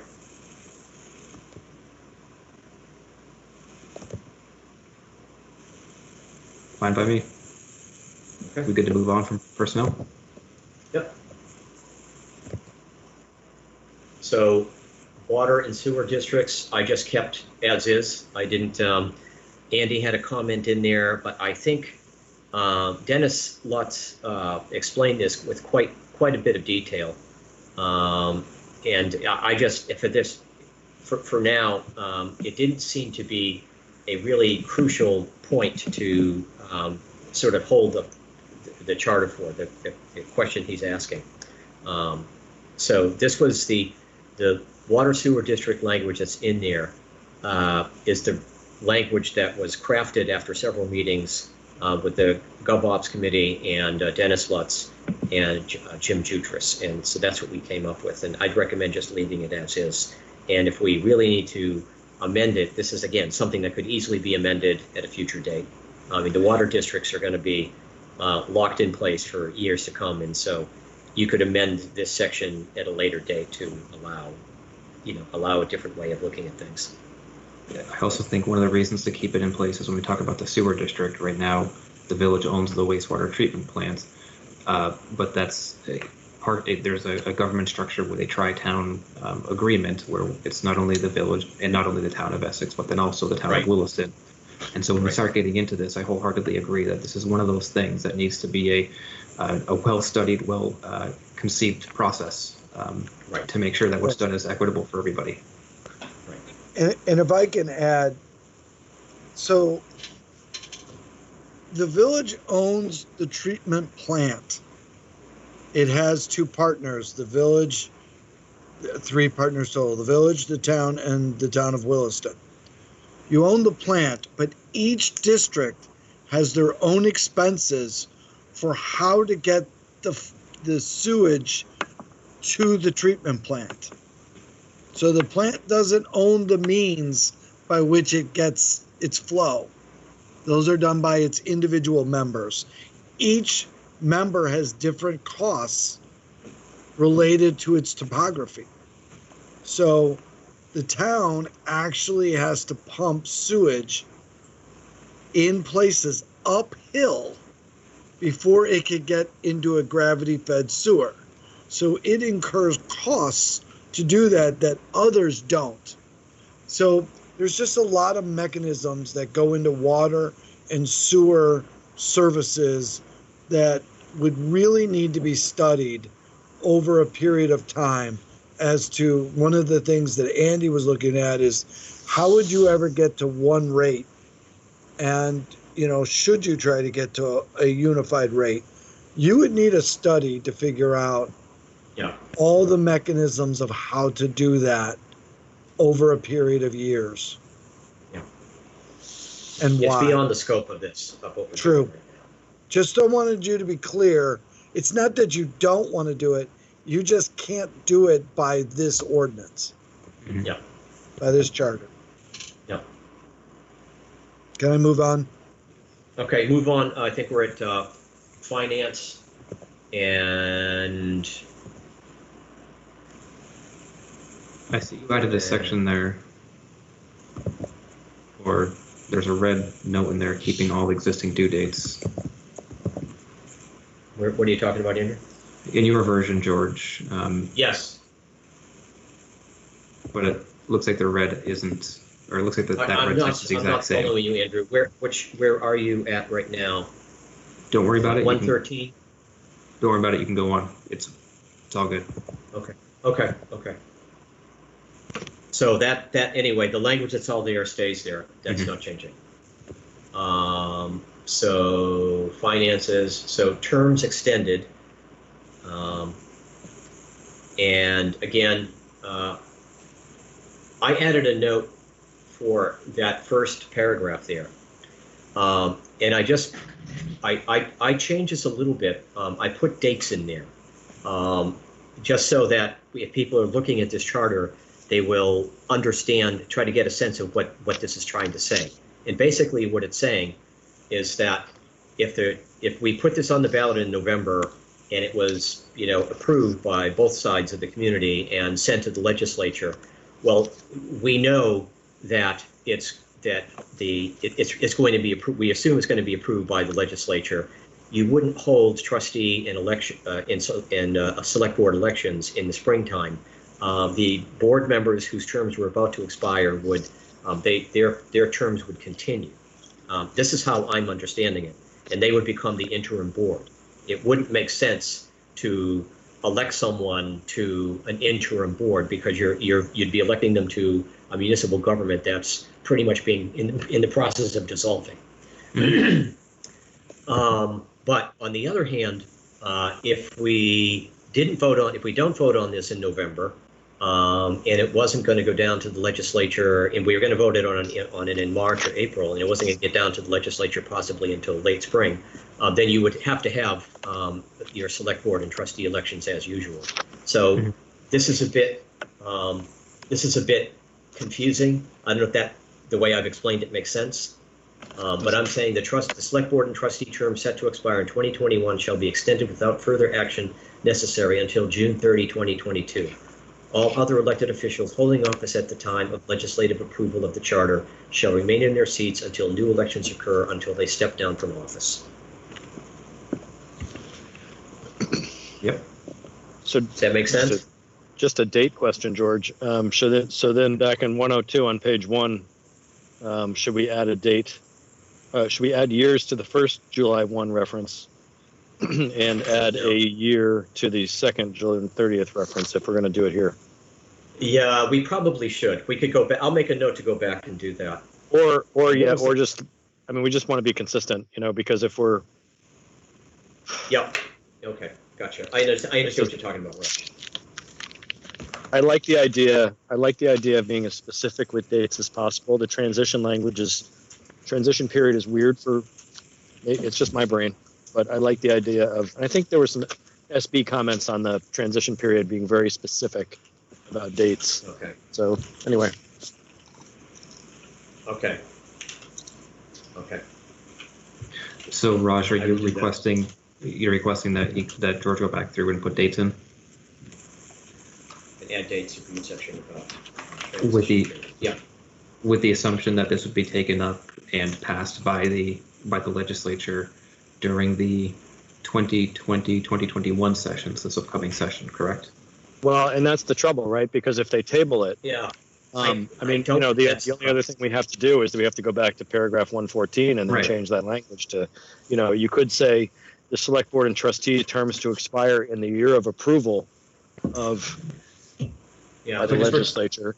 But just for conversation's sake, I think, and I'm sorry to interrupt, but if we if we just make that assumption that let's just assume for this document and for tonight that it gets approved of in the village, it goes to the government ops or it goes to the legislature and it gets approved of during this upcoming legislative session that starts in 2020 and goes until 2021, and that would align with what George has here in 114.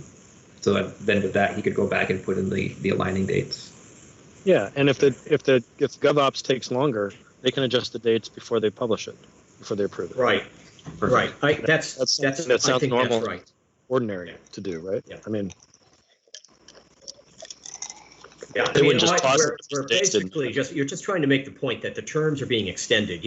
I think getting too hung up on the dates right now is probably not that important. I think we're making the point that you don't hold elections at the time, if the charter is approval and in the process of being approved and enacted, you're not going to hold elections for the former village and town of Essex because they're on their way out. I think that's really what we're saying. We can put the dates in. Absolutely. I was just trying to be consistent in the. Yeah, for folks gotcha. that are looking at it. That's all.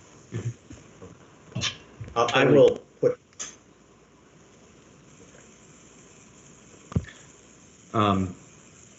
So if we're good with 114, Yep. we can go past that transitional period. My only request with repeals is, can you make that 116? Yeah, sorry, gotcha. Yep. It's all good. Okay. All right. And where are we now? Going through 201.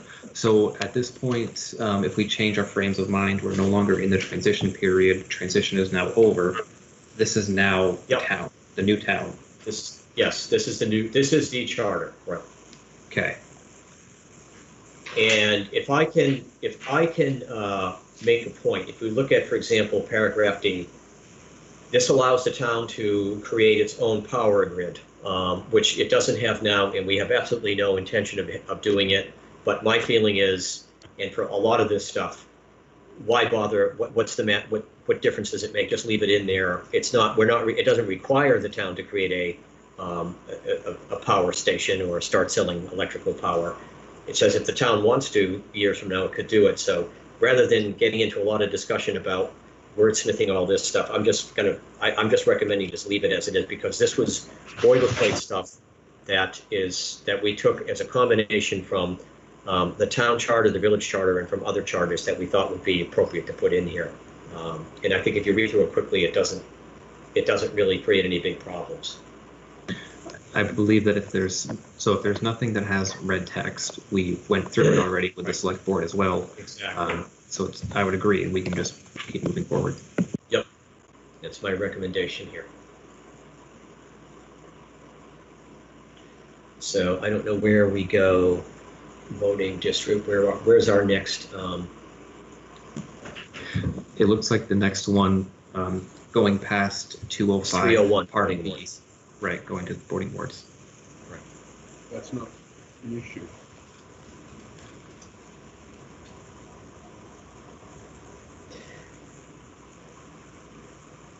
Yeah, and for that first comment, voting district, someone said, "Is this necessary?" Well, again, that's my point in saying is that if it's not hurting anything, just leave it alone. I mean, it's not. It's just referring back to creating voting districts, to the discussion we had earlier. So it doesn't disadvantage anybody. It doesn't require the town to do anything. It's a little redundant, but just leave it alone. Let's not talk about it. It's fine. Yep, looks like that question was also then answered by Dan. Yep. Right. I'd say we can move on. Okay.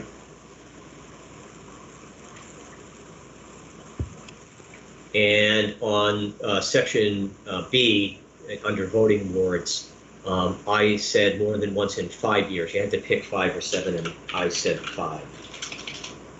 This is going forward. This is not for creating, within. This is different from the thing we're talking about when the government takes power. They have to quickly appoint a commission to look at the ward structure and should be changing the wards. This is different. This is just saying every 5 years you need to look at your population. You need to see how many people exist within the wards you've created and make appropriate boundary line adjustments. And from what I gather from that, it's also saying that if you've made a change, you can't make another change 4 or 5 years. Right. Right. So 5 years is fine. Okay.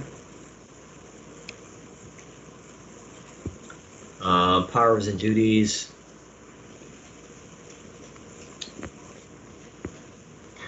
Yep, we're good with 302, I believe. Yep.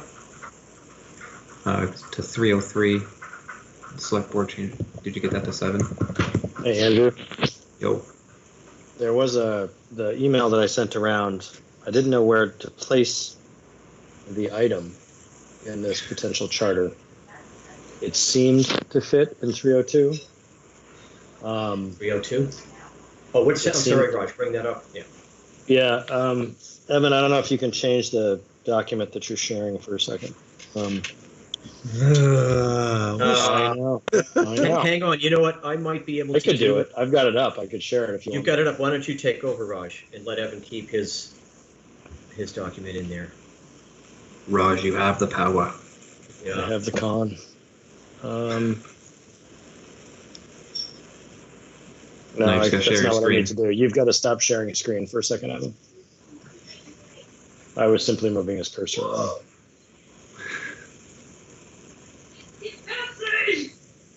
Uh-oh. I got it. You all see that? No, I see you. We see your picture. Oh, that's too bad. There you go. There you It's are. a nice picture. There you Is go. it? Okay. There we go. Uh, Jeez, I got to change that picture. So the point of this, and this is very long because I don't know what's really needed. This is a morph of a couple different charters and definitions. But the point of this was to establish the ability for the town, the new town, to decide what it, if anything, it wants to do with regulating the location, the manufacture, the growing, the manufacture, the processing, and the sale of various substances like tobacco, cannabis, and derivative products. Vermont League of Cities and Towns and the CCRPC put a report out a few years ago talking about this. It's a very interesting read. I've shared it a couple of times. Recommending that communities that want to be able to do this, add this, or consider adding this language to their charters to guarantee the fact that they have the ability to do it. And with cannabis coming and the state legislature being indecisive, especially with COVID, I thought this was an interesting time to kind of give our community the option to discuss it and decide whether it's something we want to do. This is not in any way saying this is an ordinance or that we're going to do this. This simply gives the community the ability to decide for themselves what they're comfortable with, and potentially, and it's important to me and it's important to some village residents because we have a lot of retail near a lot of schools. It's not so, not such an issue in the town outside the village. This has come up before for us. So long and short of it, what the question came up a few minutes ago about what Dan is and is not going to do with this document. So now I'm a little hesitant because I was kind of hoping that he would be able to look at what I've done here and make sense of it. The top portion here, make, establish, impose, is from the St. Johnsbury Charter as an example from the report from CCRPC. Some of these definitions are from a couple different areas in local government and policies. It does not necessarily need to be this long, but I wasn't sure how much of a definition we needed for some of these items. So that's kind of why this is. Well, Raj, are you saying the first, if you scroll up, okay, are you saying that the paragraph beginning with make and ending in businesses, that's from the St. Johnsbury Charter? Correct. So that's been, that's legally approved language.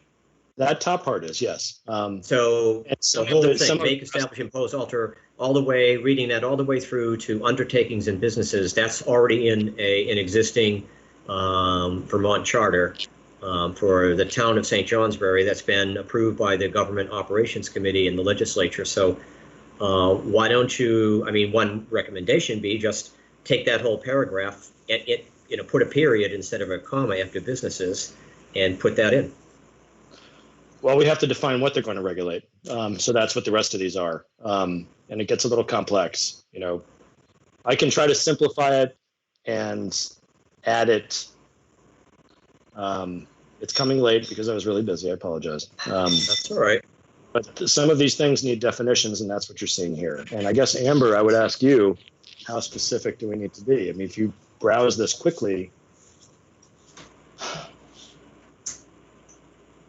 you're not going to include vape shops unless you're very specific about the product you're selling, that sort of thing. So that's kind of you don't have to spend a lot of time on this, but I was just curious what you all thought. I think that you can, I mean, some of the definitions you can always refer back to if they're defined, like, I mean, as you say, they're defined in 7 VSA 101. Like, you would just refer to 7 VSA 101. You don't need to reiterate the whole entire definition. So there's probably some shortening of this, but On the spur of the moment. Well, if you guys, how about this? If everybody is in general agreement about including this, I will spend the time tomorrow morning to shorten the daylights out of it and circulate it for inclusion before it gets to the select board to see what they think. I'd really like to make this basically the top part that George pointed out and maybe one other short paragraph and leave it at that. Well, I think the other thing you can do as well is, frankly, you could just throw the whole thing in. And again, the point is it good enough to get to what we want, to the heart of what we want out of this? So in that way, the Government Operations Committee can then either wordsmith like they need to, if they need to, or have the Legislative Council do that. So that way you don't say accidentally delete something that shouldn't have been deleted. If folks are comfortable with that, I would include it as the 302B section 6 and leave it. But Yeah. I think what it does is it gives us the power that the state has already allowed for communities to do. It just gives us the capability to do what the state is allowing us to do. So you're asking to add 302B section 6 as written. yes. Would you like to make that a motion? I'll make a motion that we add as section 302B6 the recommendation submitted by Raj Chawla. I'll second that motion. And so now the motion's been made, it's been seconded. Is there any further discussion on that motion? Hearing none. All those in favor signify by saying aye. Aye. Aye. Anybody opposed? Okay, that passes unanimously. Okay. Thanks very much. I'll stop saying No, Raj. Thank you. And that brings up a And really I'll good just put it. I'll incorporate the whole thing. Thanks, one George. thing. Yeah. So one thing that brings up for me, although it appears as if somebody else is trying to take control of the screen. That may be me again. Where do you want to go? If you can go You want back the to, document. yeah. So what this brings up for me as well is, as we're going through this document, when we move from one section to another, to me, that is indicating the board's approval of the items we've just gone past. So if we move, once we move past section 302A, for instance, to me that says we're agreeing to 302 section A. So that way we don't need to make motions every time, but we're doing it as we go, and we would likely make one at the end. I agree. I agree. Okay. I agree with you. Evan, are you sure that that's you? I see Mike Thorne, unless that's I Adele. just did it. I'm doing this on my screen and wait. He's trying to get the. He's trying to put the document back up.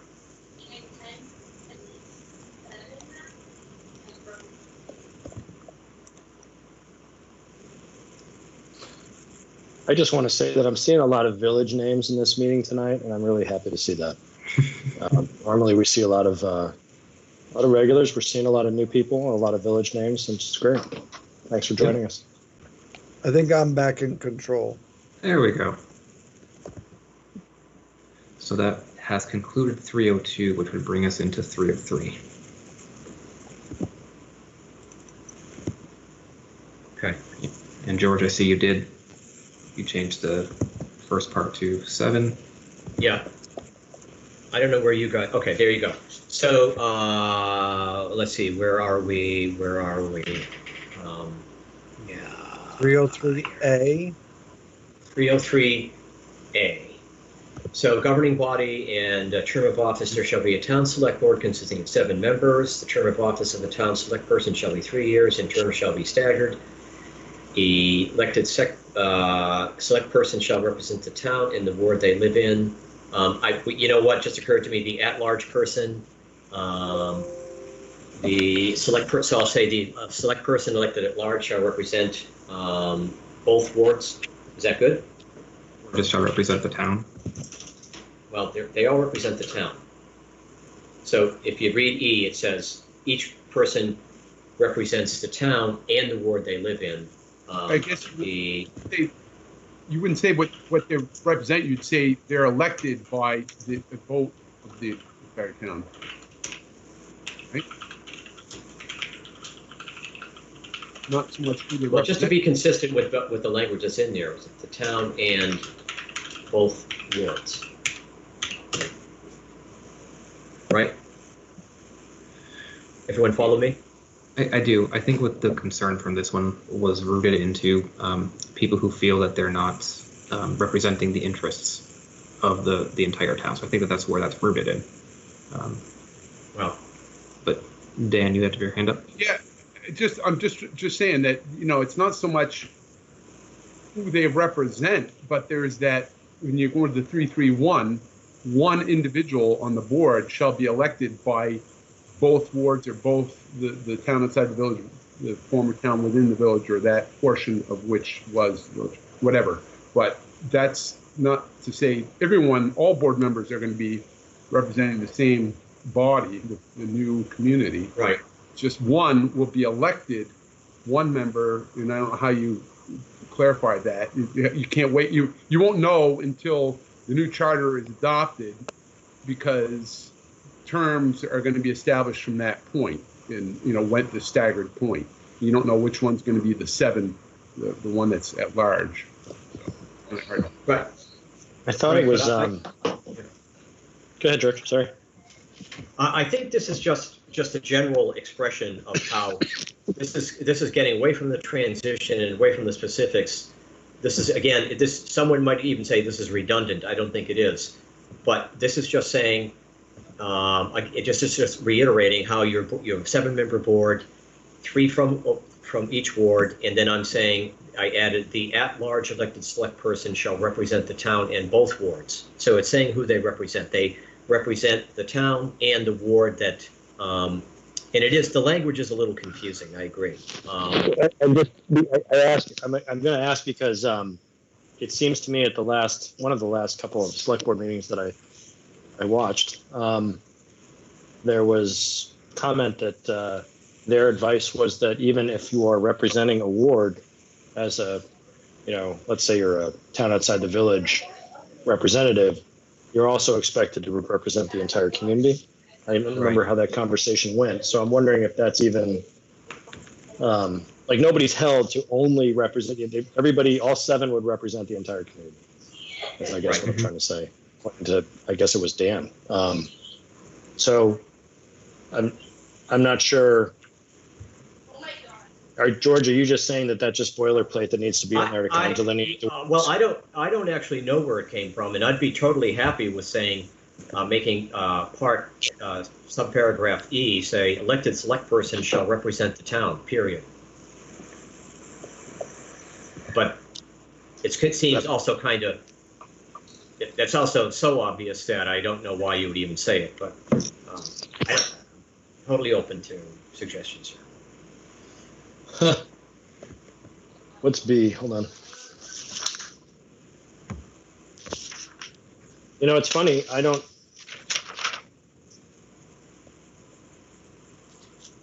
have an A and B on that.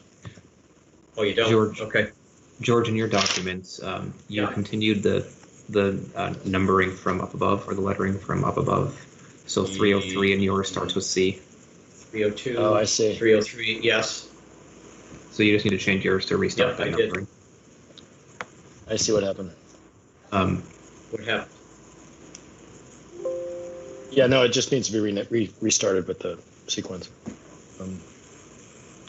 So I think that, yes, when someone is elected, as Dan Richardson says in here, when you're elected, you represent the entire town. That's the answer. We have an attorney telling us what it means. I would say let's have it as you represent the town. That is what it is. That's it? I mean, If because you're the ward delineation comes in 305, so. Right. The wards are what elect you as a ward-based select person. But the expectation is, right. Okay. So just elected select person shall represent the town. Mm-hmm. And why does I mean, need to be elected? it does sound silly, George, but in the sense that we are going to have wards, maybe put that it- is a let's- clarification no, for somebody. I don't You're know. absolutely right. And also taking out elected, why, what, that's the, I mean, if Just someone, the unelected ones. yeah, just say select person shall represent the town, period. That's what I'm saying. We could have a whole Somebody drops unelected out and gets select board. Yeah. Let's not go How down about- that path. How about section F? The village trustees shall hold out as an unelected board Yeah, and shall represent there you whoever go. they want. Whoever they want. All right. Okay. Sorry. So that All right, brings us so to we good with vacancy that? in Let's go office. on. Okay.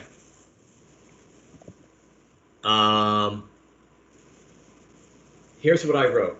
In case of a vacancy of any elected town official, such vacancy shall be filled by the town select board until the next annual election. The person then elected shall serve the remainder of the unexpired term. If more than one vacancy occurs on an elected board at the same time, the vacancy shall be filled by a special town meeting called for that purpose. Separate filing shall be made for such unexpired term. It's bad language, but I don't have a problem with this. There's a note Can I- within. Go ahead, Evan. I don't remember seeing this. I'm sorry if I didn't comment before. I don't know if I do that. Okay. I think the select board is capable of making selections for multiple vacancies, Okay. and can do So so, let's, but can do so in an expedient manner better than election. okay.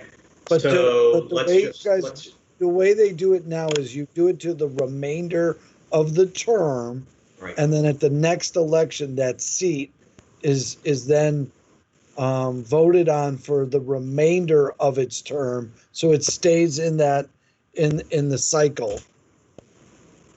So really, you're only appointing an interim to the remainder until the next election, Okay.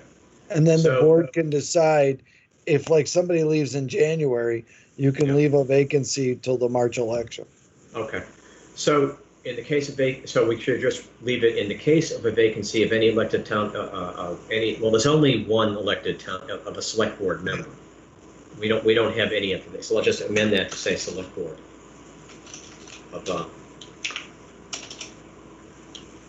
And there was a Select board. question: if you move out of your ward, do you lose your seat? The answer is yes. Mhm. If you not only move out of the ward or you move out of the town, you lose your seat upon your last day of living at that residence.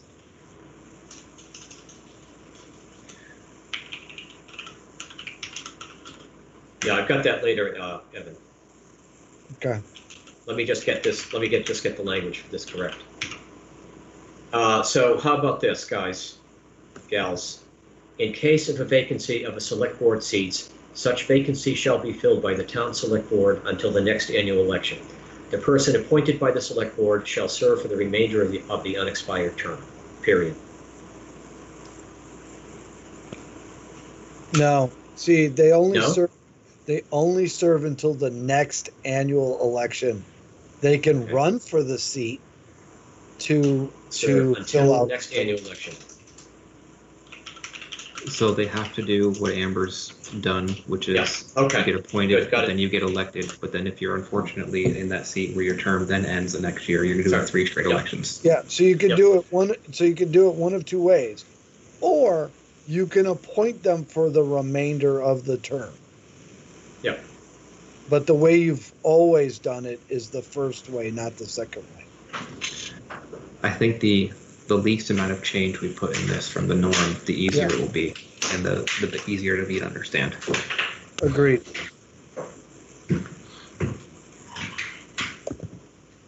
Okay, I'm a little confused about the language here, go.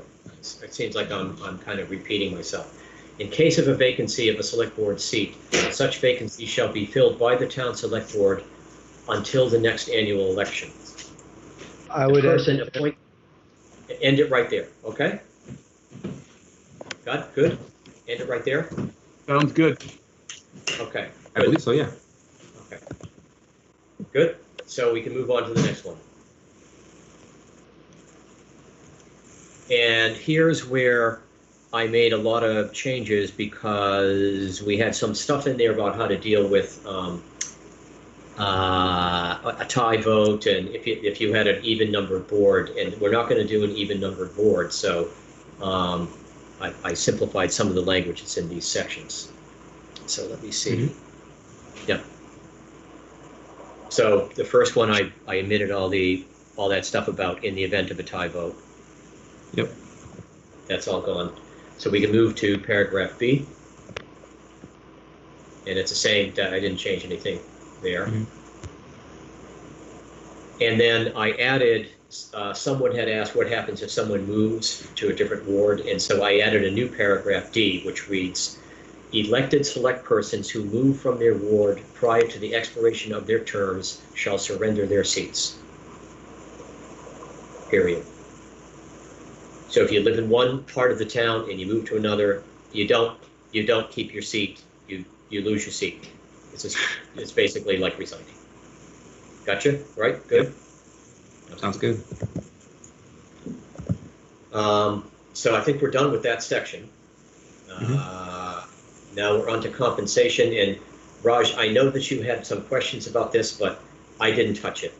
I just said, let's leave it at 1,500, and we want to change it at some future date, we can change it. But at this point, I just said, let's keep it at 1,500. But that doesn't mean we have to keep it at 1,500 if you guys want to talk about it. But I didn't touch this section.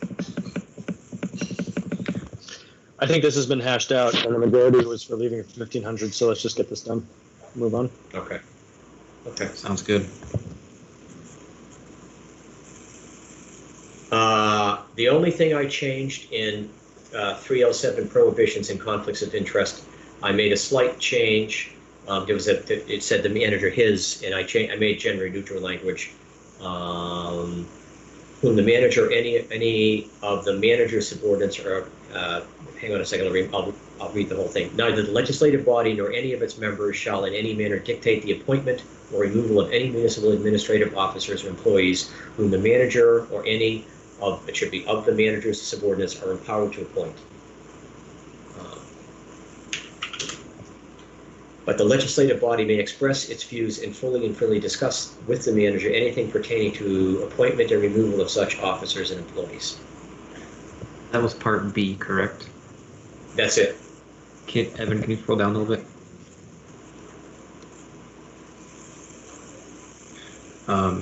So we could see all of part B. Yeah, if you see in there, there's a his, manager or any of his subordinates. The only thing I changed, I made a gender neutral language by turning everything into plural. So we don't know who it is. It's not a him or a her. Right. That's all I did.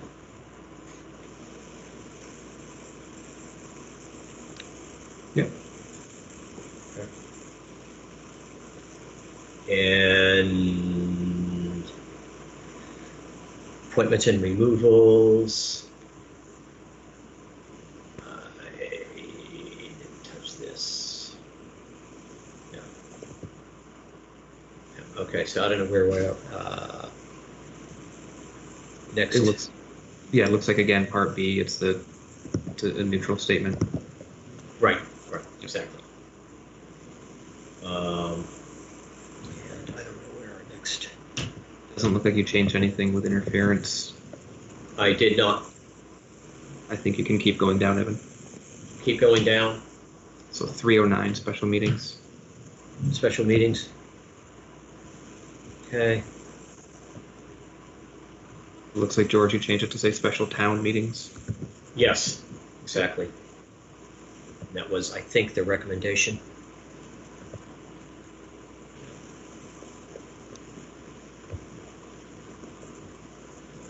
Special town meeting shall be called in the manner provided by the laws of the state, and the voting on all questions shall be by the Australian ballot system, period.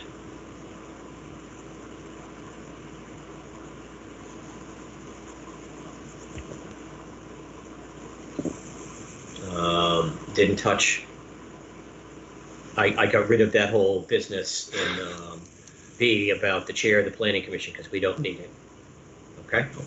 Right.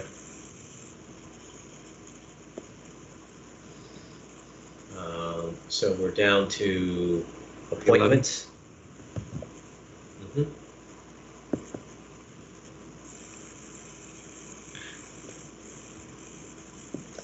I didn't amend that. I know Andy had a comment, but I didn't amend that. I didn't think, I thought it was an interesting point, but it wasn't like, I didn't really know how to address it.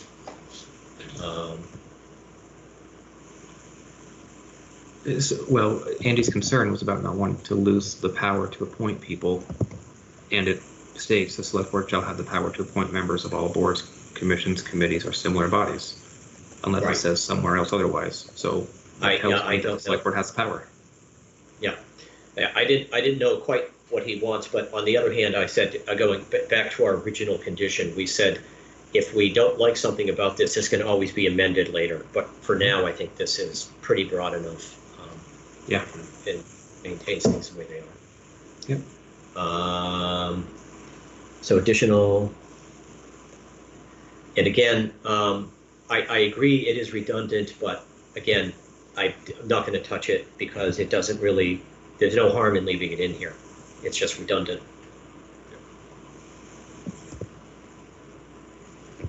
Looks like subchapter 4 now. Yep. And I did some amendments in here. I just said elected, I said elected trustees. I made a distinction between elected Brownell trustee, library trustees, and the Brownell, the permanent trustees. But again, we've been over all this, and the Brownell, because it has a trust, has to retain its current board structure. We can't change that by charter unless we want to sue them. 5. Okay, so we're 505, subchapter 5, town meetings. I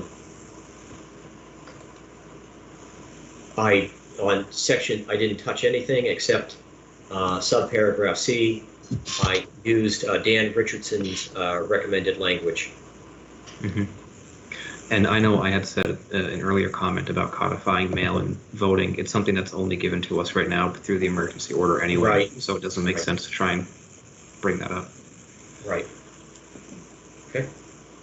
So is section C hours established by the town clerk? Yes, here's how it reads, Evan. It says, the election of officers and the voting on all questions shall be by Australian ballot system. The ballot boxes shall be set by the town clerk and board of civil authority in conformance with the general laws of the state, period. Thank you. Okay. Now, this gets to all of this, the next subchapter 6. Evan had recommended, staff had recommended that we just stick with the village system, which just has one simple paragraph. Adoption of ordinances. Ordinances shall be adopted in accordance with state law, period.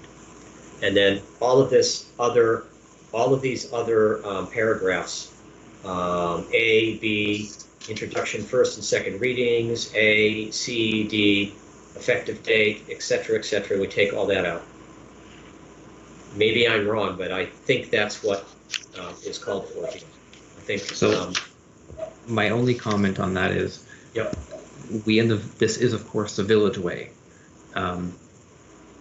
Is that, again, if we're looking for a merged community, and if depending on how this next conversation about working with the town on this, we're also then, by doing this, asking the town to say, hey, we know you've been doing it this way for a long time, but we believe you should do it our way. Well,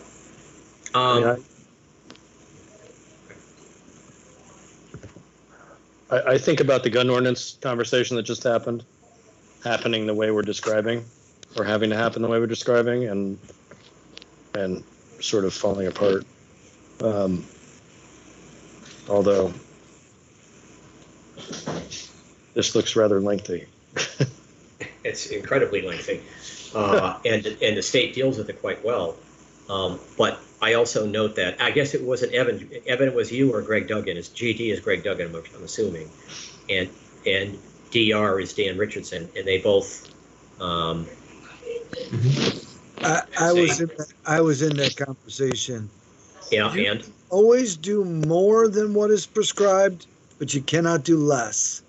Okay. Simple is better. Simple is And better. Okay.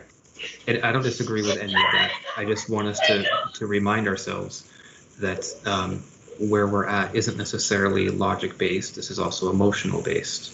And so, again, if what we want to do is to say that, depending on how collaborative we want to be, do we want to just keep what the town has always done because it's what the town has always done? It is better known by the town, or something that's simple, easier, faster. Personally, I like simple, easier, faster. We get stuff done in the village a lot faster. So the state does the, I'm sort of new to this position, so forgive a stupid question, but how does the village way differ from state law as referenced here? So the state law is you have one reading of the ordinance, or one public hearing on an ordinance. Okay. And once you have a public hearing, you satisfied everything. Where the town method, you have to read it in, I believe, and then after it's read, then you have a public hearing. Then after that public hearing, you have another public hearing. And then after the second public hearing, then at a subsequent meeting, I think you can adopt it. So it's either 3 or 4 meetings you have to have on it. And then it goes into effect like 30 or 60 days later. Mm-hmm. And as Evan said, you can always do more. You can't do less. Amber, your hands up? Yeah, I was just gonna say, so we could just go with a simple, follow state law, and then the new board could say, yeah, but we also want to do a second reading, and a second public notice. They can do that. It doesn't have to be specifically set out. It's policy procedure on their part. So, I'm fine with the way that George did it. Okay. I'm predicting unhappiness on the SB for this one, but again, we're going to get together and talk about it after. So, I guess we can hash that out Thursday. Well, here's the thing. It's going to be, if we get together with them on Thursday, it has to be, and Susan has to have it, I'm guessing by the end of the business day on Friday. Is that correct, Evan? Sooner than that. Okay. So, since we don't care about it one way or the other, frankly, I think simple is better. I'm hearing that most of us think simple is better. But if we think the select board might be contentious or want to keep their current system, this is something we could say, we leave it in here. We recommend the village, the simple way, but we can keep the town language in italics and see if they feel strongly about it one way or the other. And we could say something we don't care about. If you guys really feel strongly, then take out what we recommended. If you don't, then just go with what we're recommending. How about that? I think that's fine. Again, I don't want this to get in the way. Right. That's what I'm saying. This shouldn't get in the way. Either way, this shouldn't get in the way of moving forward with anything. I like your compromise, George. Okay. So we'll just leave this as is for now, and we can take it in, and I'll just make that note that it can remain in if the select board really wants it. Or they can listen. They'll let us know, I'm sure. Right.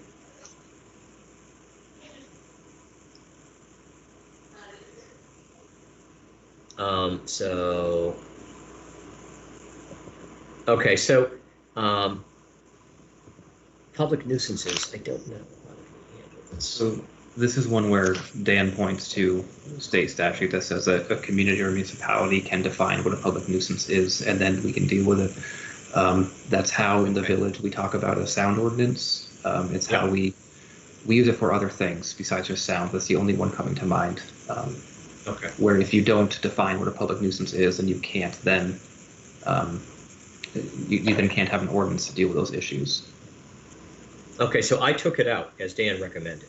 I just took it out. That's why there's no 605 here. Mm-hmm. Okay. If he says take it out. Out it goes. Out it went. And so now we're on to town manager. And I think this is all boilerplate manager stuff. I made on section paragraph 3. I said I used just Evan's simple suggestion, which is the manager shall hire attorneys as needed, period.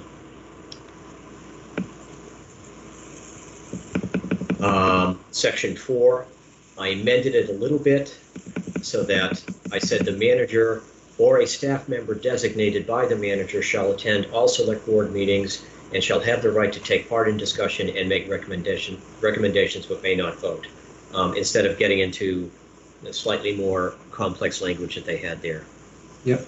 Plus that allows Evan to Okay. take a break. Yep. No changes through the rest of this. I don't think there were any changes through any of this. It looks Next like one down is 704. vacant. I'm sorry? I was going to say, it looks like 704 was the next one you made. 704, and I revised this to be gender neutral and less grammatically awkward. And it says, the manager, by letter filed with the town clerk, may appoint a staff member to perform the manager's duties in the event of the manager's absence due to disability, incapacitation, or vacation, unless the manager has previously appointed a staff member as assistant manager or deputy manager who would automatically assume the manager's responsibilities in the manager's absence. If the manager fails to make such designations, the select board may, by resolution, appoint an officer or employee of the town to perform the duties of the manager until the manager is able to return to duty.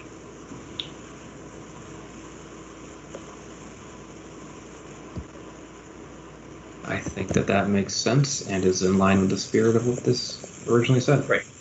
Yeah. And I basically took what everyone was recommending there, but I just tried to shorten and abbreviate it. And I don't know if there are any more changes. We may be at the end. I see that in the, there were some questions, at least in subchapter 8. Subchapter 8, okay. Not in your document, but. Right. Let me catch up with you here. Wait a second. What's being asked here? Oh, never mind. Yeah. It says that both, it says both the Board of Civil Authority and Board of Abatement are laid out in statute, and according to Dan Richardson, they're not necessary. Okay. Well, again, I just didn't, in the absence of, I can take that out or just leave it as it is. He didn't seem strong, have a strong feeling about it either way, so I just left it there. I think it's fine. Okay.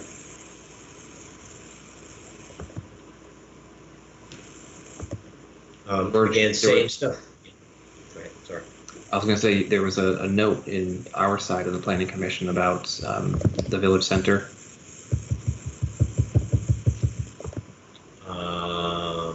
Within the Planning Commission, about a way to ensure development goals of the Village Center continue.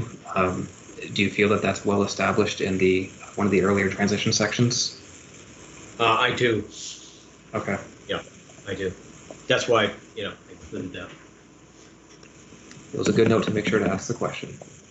Yep.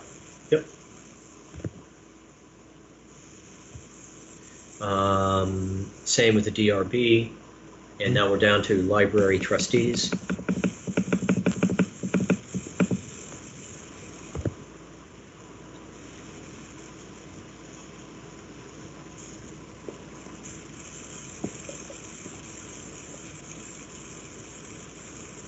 Okay.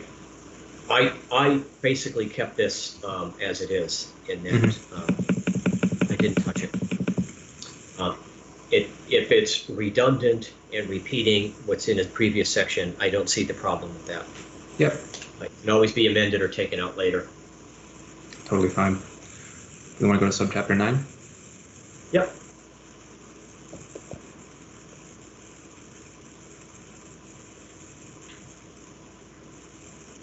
Okay. You can keep going down, Evan. Yep.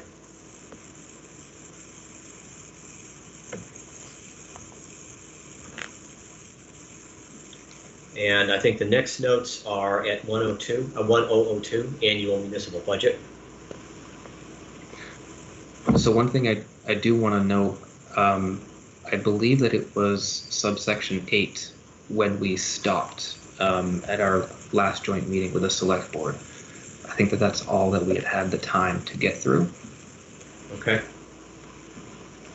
So everything from here on out, I don't believe has had select board input. Or at least, I shouldn't say hasn't had select board input. We've had a lot of time to see this charter, and so any board member could have had input. We haven't had a Right. joint meeting to talk about this. Right. And I can't tell you right now, and I have to scroll with the document that Evan has. There might be some comments further down, even though they weren't made at a joint meeting. Some of the some of the selectmen or trustees may have made some comments about stuff that's still yet to come. I'm just not sure. I'm trying to see if I made any further corrections. Meaning, yeah, there were some comments further down. And if we look at, what section are you in right now, Evan? I'm in 1002. 1002. Okay. We So, don't normally have the 50, at least 50 days. That's Right. just a comment. I'm required. So it's really done by policy. The town manager shall submit to the select board a budget for review. so it could be any time before. Yeah, but of course the board has, again, the select board will have a policy on budget review. So they'll tell, normally what we do is we discuss the budget review process Yeah. well in advance of the budget, how many hearings, how many meetings. So Right. we don't want it Right. necessarily done by charter.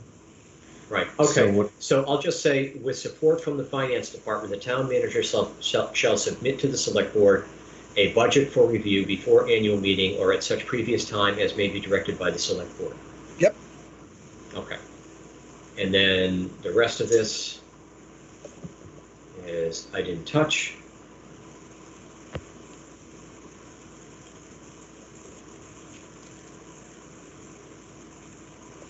And meeting and warning. I gave on section 1004 B, I said I changed that to give you, so you don't actually have to make printed copies, because I think that's a valid point going forward. We may not want to keep printing things. We may want to distribute things electronically. So just to create flexibility, I said the town manager shall not less than 15 days prior to the annual meeting, whoops, I need, ensure, I got one shall in there. Hang on, let me get this down. So George, you're reading Town manager 10. shall, not less than 15 days prior to the annual meeting, ensure the publication and distribution of the select board's recommended budget and the final warning of the pending annual meeting. Yep. And you're in Okay. 104, meeting warning. 104B, 1004B. Actually, this has a weird, we have 104 A, B, C, and D. What's? Oh, wow, yeah, but A, B, C, A is C and B is D. If you Okay. get, yeah. Yep. Yep. Okay, Are we moving to 105? we're moving. Okay, before we do that, what were we gonna say, Dan? I just said 10:05. 10:05, Thank right, you. it's not 105. Yeah. All right. Don't go back to 105. Okay. No. Just And Andrew, what were you going to say? Keep going. Okay. I think the next one down is subchapter 11, taxation, and I just revised it. What I believe is Dan's recommendation, it just says taxes on real property. I took out personal property, and I interpreted Dan's comment. It was a little lengthy, but I just figured I could take that out for now. We are not going to, we are not planning to start taxing personal property. We're not going to tax someone's computer. We're not going to tax their car. Yeah, so. Right. It's real estate. So let me see, no changes, no changes. And I Where do you think want me that to go? might be it.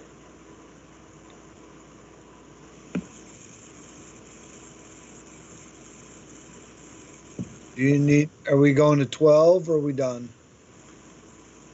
I'm done.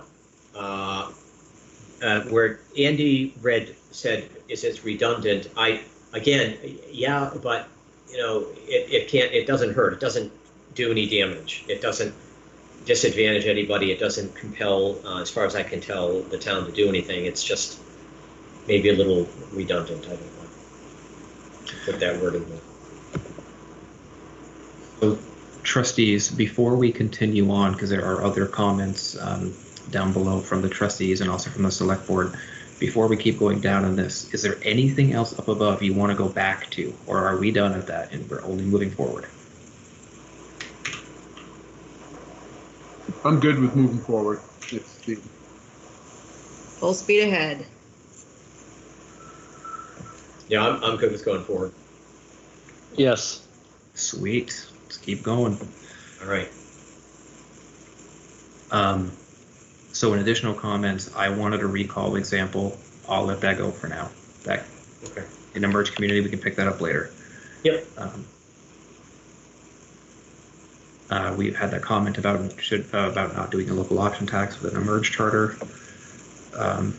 So if the board is okay, if we could, why don't we go through these additional comments that I see from the select board? Okay. And the only reason why I say that is I'm assuming if they're down here, it's something that's going to come up later. If we can solve it now, let's solve it now. Okay. I don't have any. Go ahead, Andrew. You can lead the show. I don't have anything written about this. So it looks like this next section is about the powers of the town.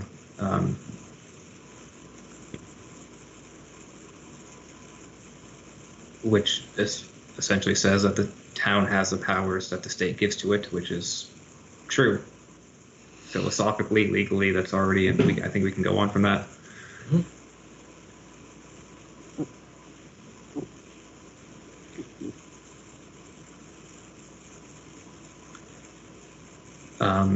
This portion here, Evan, about condemnation, that's not apparently in the merged charter, but is in the select board charter, or the town charter now.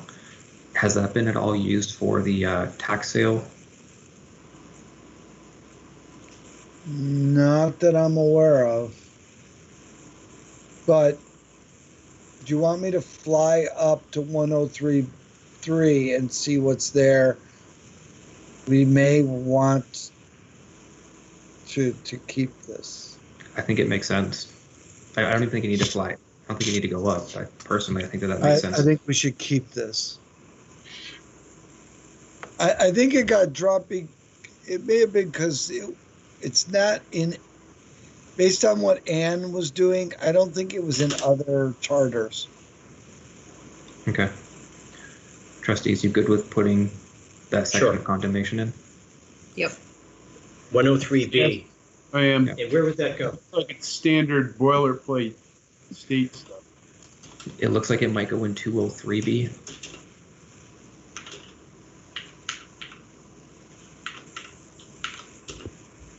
And 103, just 103B? For now. So this 103C is about departments.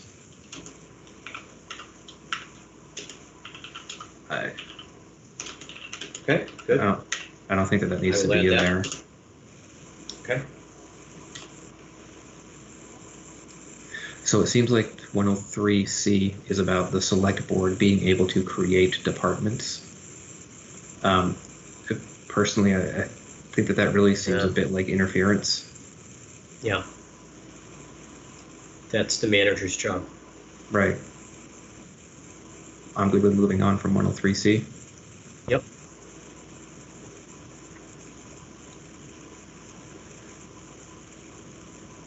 Well, I think 109 is handled by, what's the paragraph up here? When we said that the manager shall publish and distribute the warning and the information about the budget. That's what the annual report is. I mean, we can include that, but it's the same thing. That's my understanding of it. Well, the annual report is different. It's, every department puts in their page or 2 pages as to what's gone on. It's dedicated to somebody. I think it is different. Okay, you can put it back in. I don't know where that goes. I mean, I looked at 1004. The town manager shall not less than 15 days prior to the annual meeting ensure the publication and distribution of the select board's recommended budget in the final warning at the pending annual meeting. That's not the annual report.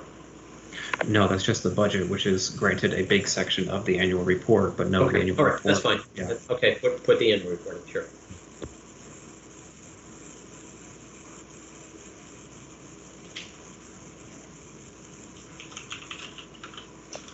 And I will add that under that section I just read.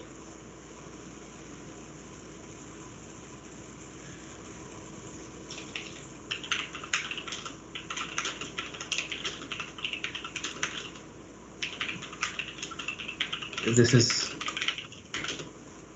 is interesting about 201 and there not being mention of a moderator. I don't know if a moderator specifically is one of those powers that's already listed within state statute or not. Well, why are you going to need a moderator if you're switching to Australian ballot? Also a good question. I mean, I don't envision you're going to continue. Maybe you are going to have a continued. I don't know what annual meeting is going to look like. I really don't have a good sense of it. Well, it would probably look like the school districts where they still have a moderator. Yeah, okay, good point. Yeah. So if, again, I don't know where 201 goes, if that's 301 now, or what that would refer to.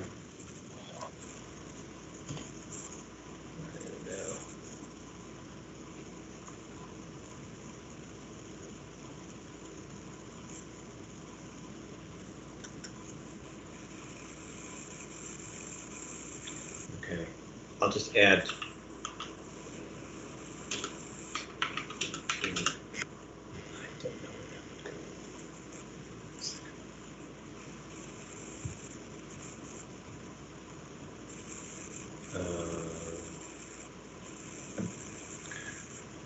Let me know when you're all It set, would George. probably go to 10. I think it would probably go to 106. It would be in 106 somewhere, right? No, I guess that's the select. It'd be elections. The 100s, those are transitional. Yeah, right.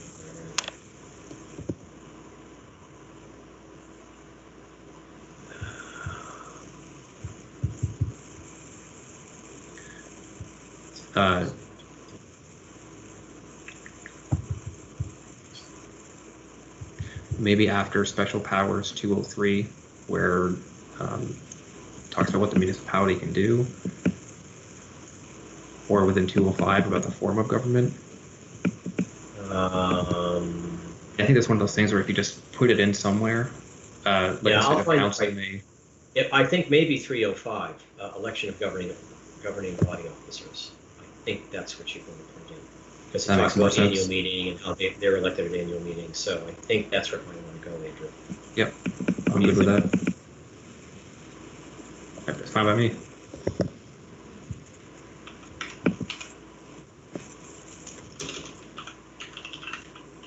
Okay, anything else?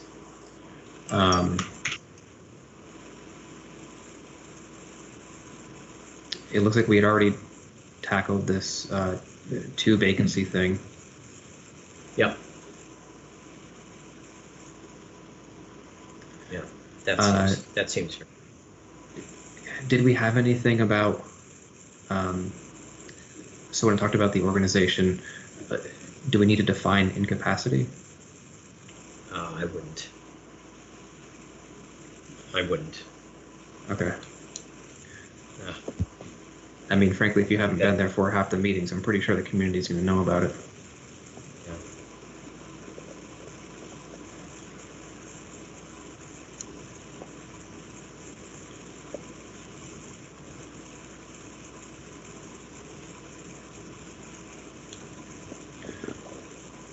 It looks like The note here is that the proposed charter specifies that a clerk will be elected but defines no duties.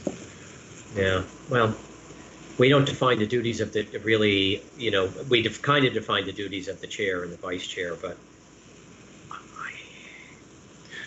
I don't know. I don't know about all this. Evan, for the trustees, we don't have a clerk. No. Is this really an official capacity?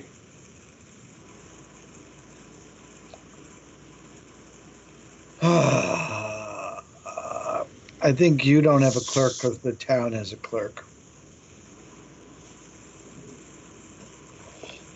No, we're talking about the clerk of. You don't have a clerk Clerk of because the the board. town has one that Right. serves as your clerk. No, clerk of the board. Right. Right. You're referring to two different clerks. Is that correct, Andrew? Yes. Yeah. The board, the select board appoints one of its members as clerk. The trustees don't do that. Well, I thought it was secretary. No, No. it's an actual clerk. They call it a clerk.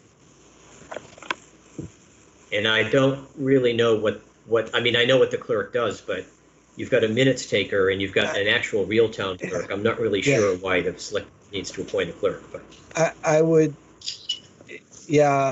say you keep it out, but if they definitely want it in, just add it they just add it. and not fight over it.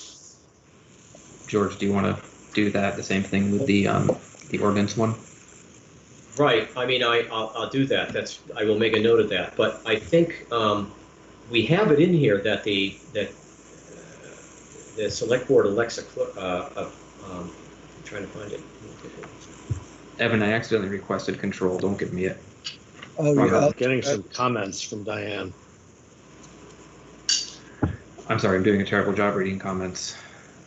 So according to Diane Clemens, we need a moderator and we need a clerk of the board. Yeah. Why do we need a clerk of the board? Yeah, Diane, Diane, why? if you want to unmute yourself, Diane, if you have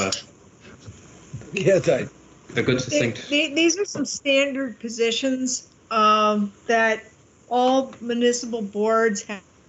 I have never seen a town that doesn't have the clerk of the board or a school district that doesn't have the clerk of a board. That person is responsible for minutes taking if you don't have someone taking them. They're responsible for making sure the minutes are published, et cetera, et cetera. There's a variety of other established duties of the clerk of the board that it's a minor duty sometimes, but it's very important to have. It's sort of like not having your town clerk. They do just about everything. Say yes. What? Okay, is it spelled out in statute somewhere what a clerk does? All I'm trying to say is in 305 paragraph A, we say at the first meeting they'll elect a chair, vice chair, and a clerk. We got it already. Unless you want to get into it. It is. You'll have to look at that section. You need a town moderator because they're the ones who run the meeting when you have an annual meeting. And then it doesn't really matter what body you've got. They are the person that runs the meeting. Yeah. If you guys have ever attended the town meetings, you will always notice that there is a moderator. Yeah, I know. We know that, Diane. So, I figured you did. Yeah, we did. We put it in. so But we're you not. have- All I'm saying, if I could just clarify for the sake of moving on, it's just, do we need to in the charter spell out what those duties are? Are they not understood? Spelled out in state statute somewhere, or do they need to? Can they not be determined by internal policy? Do we need to in the charter explain what the clerk of the select board does and what the moderator does, other than to say the clerk shall be the clerk of the board and the moderator shall, run the annual meeting? Do we need to get into a lengthy discussion of what I don't think you need to go farther than that. You probably don't have to go any further than that. If you do, they will tell you what sections to cite, but you can't exclude them. Okay. So we already have the clerk that's within the election of the governing bodies. Yep. And then I know moderator is elsewhere within state statutes defining that. Right. Yeah, and we'll put that in. We'll put the specific election of the moderator in there. Great. So, Evan, can you scroll back up? I'm not sure if you...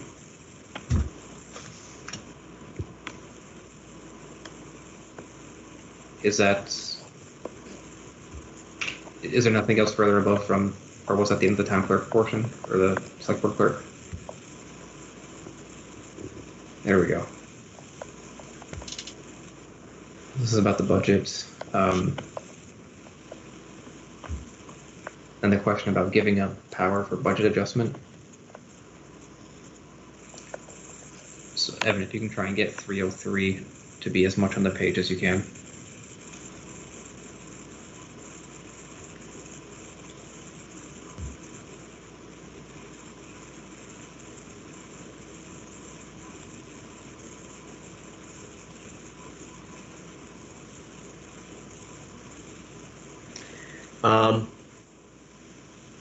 What's the concern here? It sounds like the ability to give up the capability to approve of additional funds after a budget has been approved. As I'm reading it, it sounds like, though, it's something to be presented at the next meeting,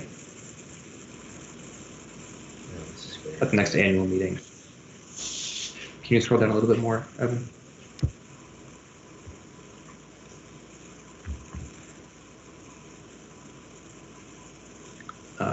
I would suggest. Go ahead. I'd suggest you keep it. It sounds like it allows Keep for this? the yeah. I would say so. What is it called? I'm sorry, I just can't. It's a part within the budget. Evan, do you see what that is? We're talking about 303. The section that's, yeah, so within the budget portion of the charter. I'm trying to find what that is.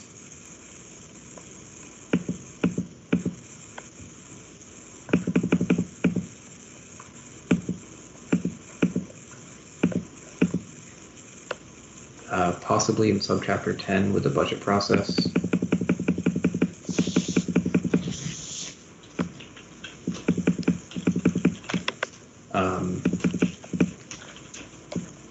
And then maybe within 1005 about appropriations and transfers.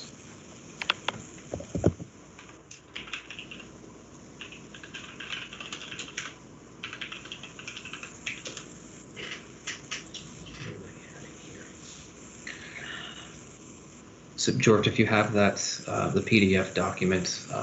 Yeah, I'm trying to find it on my PDF. I can't. It's on page 60 Yeah. of 67. Hang on, I'm getting it. Okay. Okay.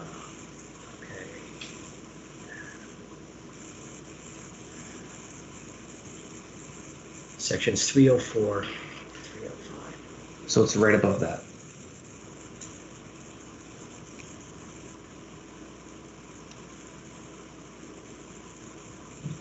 On Evan's screen right now, you can see the bottom half of the section. Okay, that so needs it's to be added. 303. Right. So it's 303.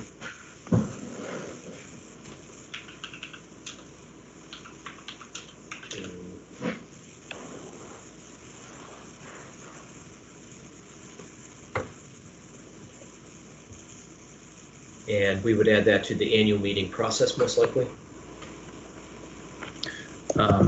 I think it's within section 1005, appropriations and transfers. Okay.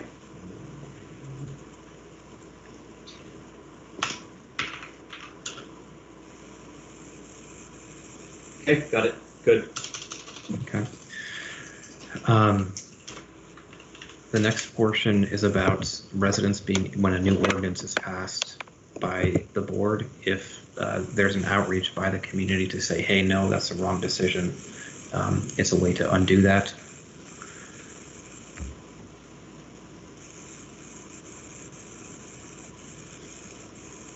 This is something that we don't have, I don't believe we have within the village charter. I don't know if it's within state statute or not.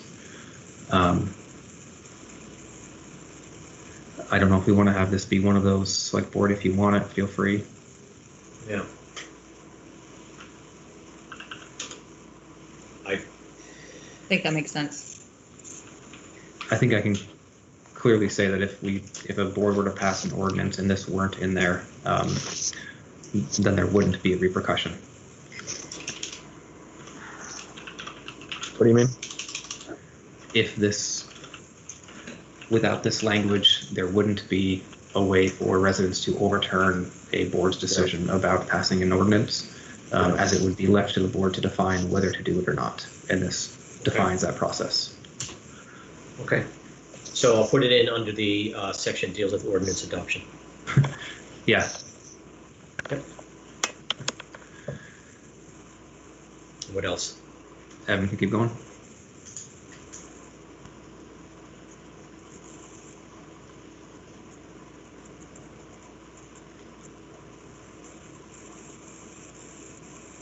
This looks like part of that. It does. This is for, it looks like residents to be able to propose a new ordinance. So that way if the board isn't doing it, then the community could.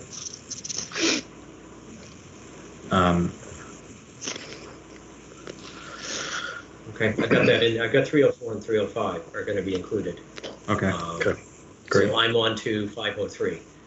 References personal business property. What is this? I don't know.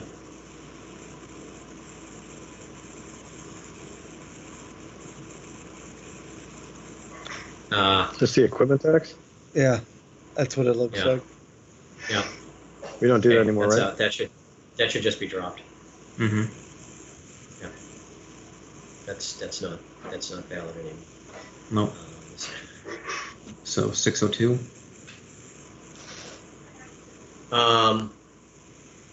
This is, yeah, grand juror, police chief, town agent. I think we have this covered generally under the powers of the manager to make appointments, and we already have the manager able to appoint a bunch of these. Is I correct? I don't want to go back all the way. I can go back all the way back up here, but I don't think this is really necessary. There we go.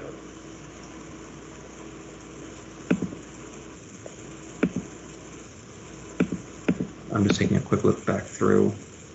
Yeah, I am sure.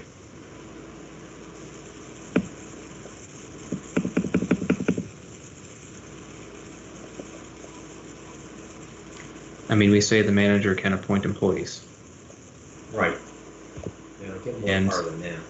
Every single one of these descriptions is either an employee or a contracted provider, such as an attorney. Right.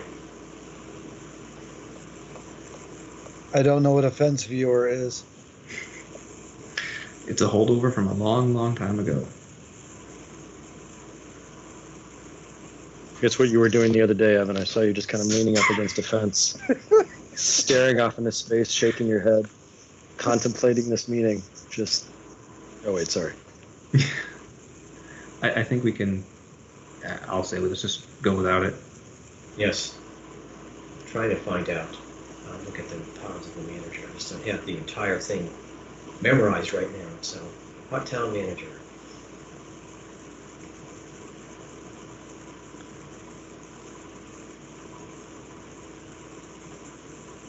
Yeah, I mean, we give the manager broad sweeping powers to appoint anyone necessary.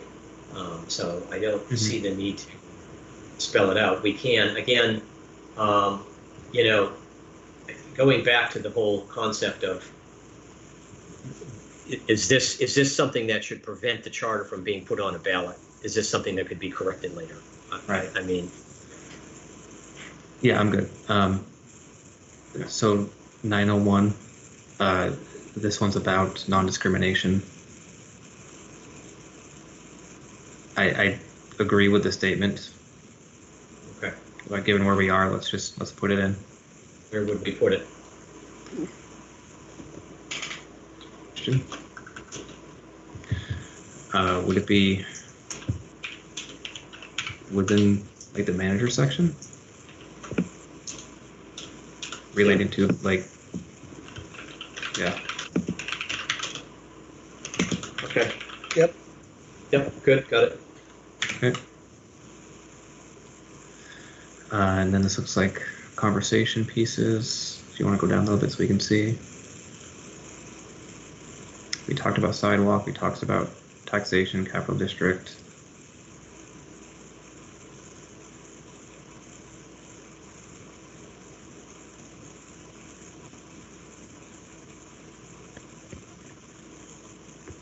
Can you go back up? I'm a slow reader. Thanks. Okay. So that's everything. Okay. Okay. So, all right.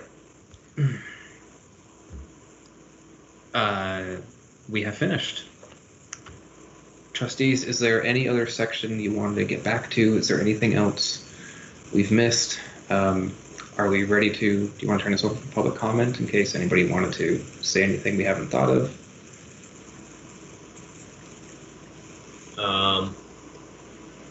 I'm good with going to public comment. Second. All right. So now is a point or the portion of this agenda item where for members of the public, if you would like to speak, if you are using Microsoft Teams, please use the chat window, raise your hand. Either of those will work. If you are not using Microsoft Teams and if you're watching or if you're just calling in, please go ahead and state your name so that we know you would like to speak. I will make sure to pause for a few moments to allow for people to do so. And given that I see Annie Cooper wishes to speak. Annie, why don't you go ahead? Hi. First of all, I'd like to tell you all that you are rock stars. The amount of, just walking around here, like getting stuff done, listening to you, and I'm staying present here because I'm so grateful that you would put in this kind of time and effort, and it is hard to keep your mind fully in the game, and you guys are doing exactly that. And this is, and by you guys I mean everyone, all of you, and just your resilience to get to a topic and dedicate to that is fantastic. All that being said, I do not want to create issue by speaking about topics you've already been through, but I want to talk about two things quickly. One is, George, I don't know if you remember, but I had this funny idea at one point of wanting to know the number, like the yearly number that was the tax differential between those in the village and those not in the village, so that we could like magically rain that down from the sky. Do you remember when I was saying that?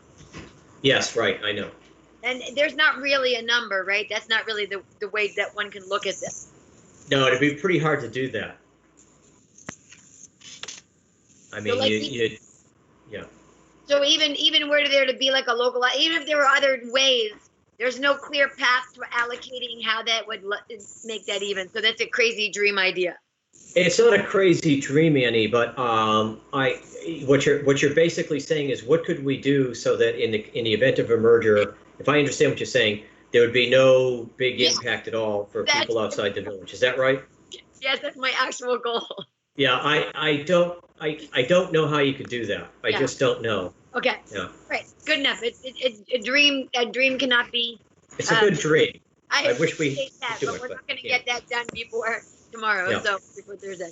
My second question is, and I know that I am beating this everywhere, maybe too much, but I feel a little bit as though, a lot actually, as though a 5-person at-large board, as we currently have, is our best model for merger. Here's why. One of the things about merger is to remove this kind of argument and create a better flow. I think the emotional component that Andrew keeps wisely referring to, I feel that if it's an at-large body, I feel that will gain that combined feeling, because what if, say, I want to vote for Andy Watts, I can't. And what if I don't like the pool of choices that are in only the village? I don't even want to call it that anymore if we're going to be merged. Like, what if my pool of choices is diminished by what I'm going to choose from? And then who I actually want to vote for is the fourth person I'd like to vote for, who's one of the four running from an area that's not good for me to be able to choose from. So I wish that there was an at-large model until the at-large board put on the ballot, here are 3 government models, which you want to choose. Annie, you're kind of breaking up a little bit. Oh, okay. Anyway, I think it looks like maybe you understand my point enough. You? Yep.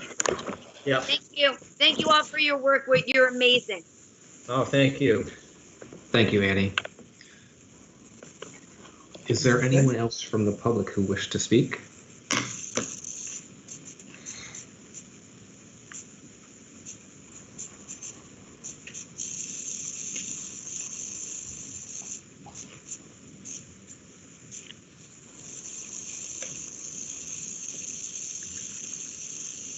Doesn't seem like there is, and I would just request that if anybody is not speaking to have your microphone on mute, and I know it's not me this time because everybody in my home is asleep.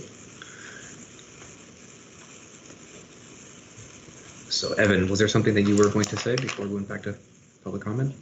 Nope. I don't believe so. Okay, sorry, thought I heard your voice. So we have finished with the charter. We, at this point, can do one of two things. I think what we should do to, again, make sure there's clarity tonight, I think we want to make sure to formally approve of the charter that we have. This is a charter that we have come up with, so that way everybody understands that we have finished, we have approved of this. So I think we want to do that. Now, this kind of interplays with the other agenda item tonight. At our last meeting, what we had talked about was when we were done getting it onto the November ballot. We could do that tonight. If we do that tonight, then we pretty much say to the select board, hey, here's our charter, take it or leave it, and there's no conversation from there. So, board, how shall we proceed?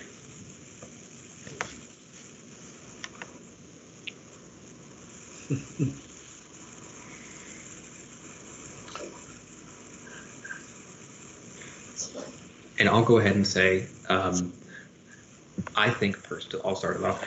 I would like for us to approve of the charter, to say that we have finished this and that this is a charter that we believe will, is the best thing for the village. I believe we should also be open to possible changes when in meeting with the select board on Thursday.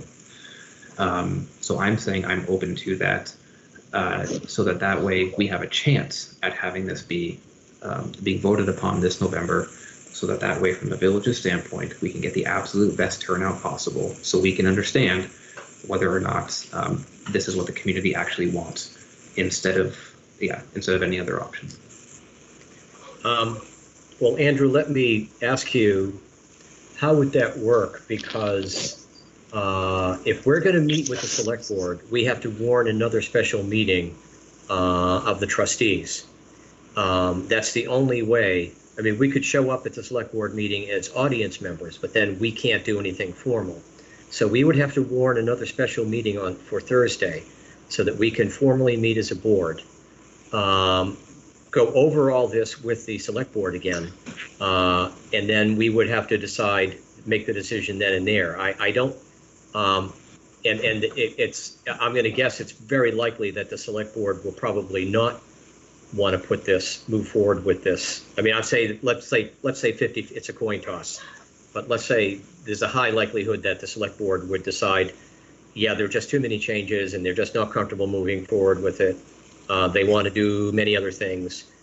So then we would have to decide at that meeting as a separate board, as the trustees, that we're going to submit the charter that we finished tonight to Susan McNamara Hill on Friday to be put on the ballot in November.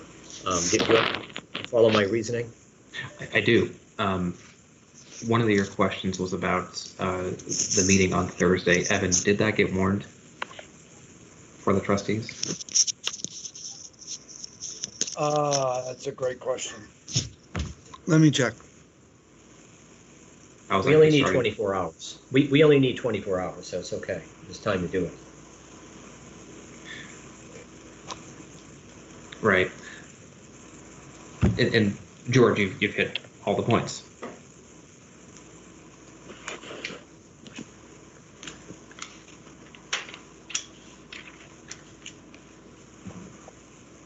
Weren't they intending for us to meet with them on Thursday night or hoping for us to meet with them on Thursday night? Yes. Yes. Right. Dan? Yeah, I think we should meet with them, discuss it, but obviously, I don't know how to create or to move a motion to, we can move it, we can approve it now, Andrew, with potential amendments, after Thursday, but we have an interim approval pending, Thursday, whatever. And because who knows, maybe they'll agree, to what we present them, I mean, can we just The lottery- move tonight to just forward this to the select board for their consideration, and based on their decision, if we're part of that meeting, we can always put it on the agenda to discuss and possibly approve at the meeting. the version that we came up with or an amended. I mean, I don't know how we word it, but we can tonight Yeah. we can move to discuss this or put it to the select board, and then Thursday night we can decide whether to move forward with our own. I agree with Raj. Yeah. Or I mean, move forward with theirs and a joint one or our own. Mhm. What I would say is also in all due reality, so the select board is meeting tomorrow night. That would then give them Wednesday to look at the charter or to have read what we've done to be prepared for Thursday. So the likelihood that every member has read that, I think, is pretty slim to none. Not as a statement of their inability or anything like that, but more so just a set of factors of professional time, responsibilities. But yes, I do believe that we can figure some wording out to that effect. Yeah. Well, one thing we could do is we could move to approve the charter to put on a ballot in November, with the understanding that there may be further revisions before finally submitting it to the town clerk to put on a ballot in November. Something like that. But So we may make further revisions on Thursday night. We may not. We may just take the charter that we just finished tonight and give it to Susan to put on the ballot in November. But we might also be revising it one more time. So if I'm understanding what you're saying correctly, are you saying that we could make the motion tonight to say that, we approve of the charter, send it to the select board with the intention to have it be on the ballot in November, pending any possible changes from the select board? Or in collaboration with the select board? understanding there could be additional changes to it before it goes to the town clerk. So if there may be changes to it, there may not be. If there are not, so in other words, if the select board says, look, we're just out, we're not going to do this, then we would just take the document that we've completed tonight. It would go to the town clerk, and it would go on, and she would have it for Friday. What we've completed tonight would go to the town clerk on Friday for to be put on the ballot in November. But we might amend the document we've approved tonight with some other additions or changes that the select board has recommended on Thursday. That makes sense. I mean, since we did, in the language earlier on there, we already discussed the fact that we're open to changing some of the language in this document, with, communication with the select board. Mhm.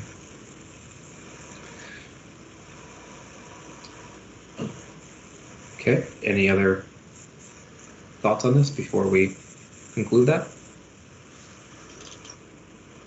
Just to jump back in, it has not been warned yet.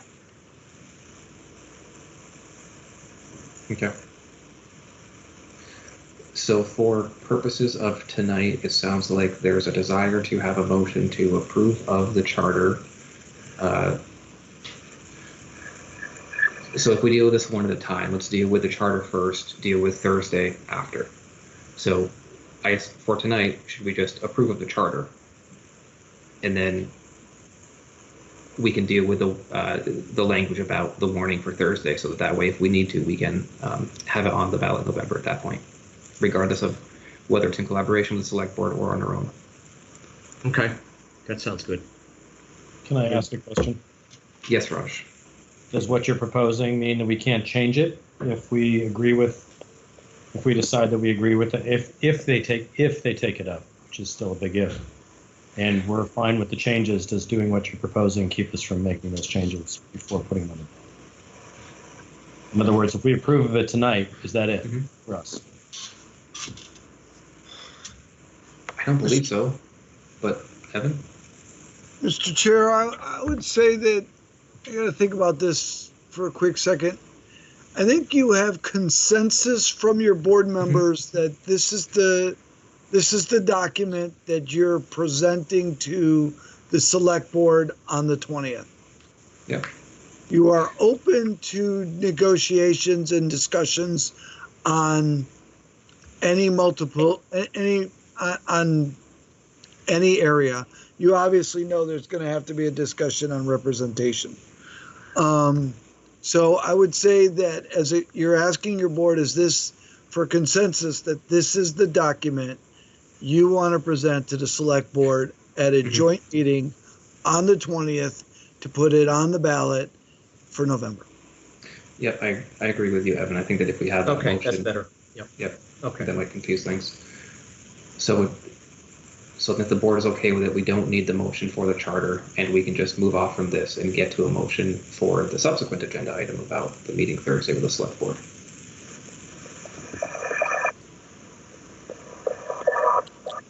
Bear with me a moment while I move in my packet. I don't even remember what screen I'm supposed to be on. You're doing a good job, Evan. It's not funny.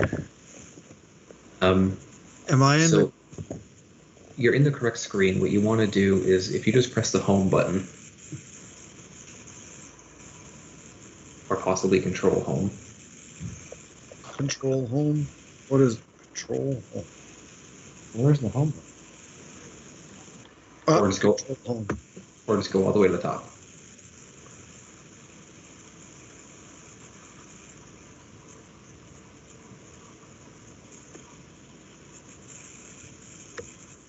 So Andrew, can I take a shot? Let me just get, this doesn't have to be, this is a draft motion, okay? Do it. So I'm thinking we would make a motion to submit the amended charter for review by the select board and possible submission to the town clerk to place on the ballot for the November election. Something like that. Does that make sense? It does. When you're saying submit the charter, you're saying to submit to the select board for possible review. I don't have any, I'm not saying we have any idea what the select board's going to do. I'm saying we submit it to the select board for review and also for possible submission to the town clerk to place on the ballot for the November election. We could just say we approve the amended version of the charter to be submitted to the select board for review. Do you want to just do that? I like saying with the intention, the November charter piece, personally. I like keeping that in, so that way the intention is well known. Okay. So I will make that motion. I will make a motion to submit the amended charter to the select board for review and possible submission to the town clerk to place on the ballot for the November election. Second. Okay, so we have the motion, we have the second. Is there any further discussion on the motion?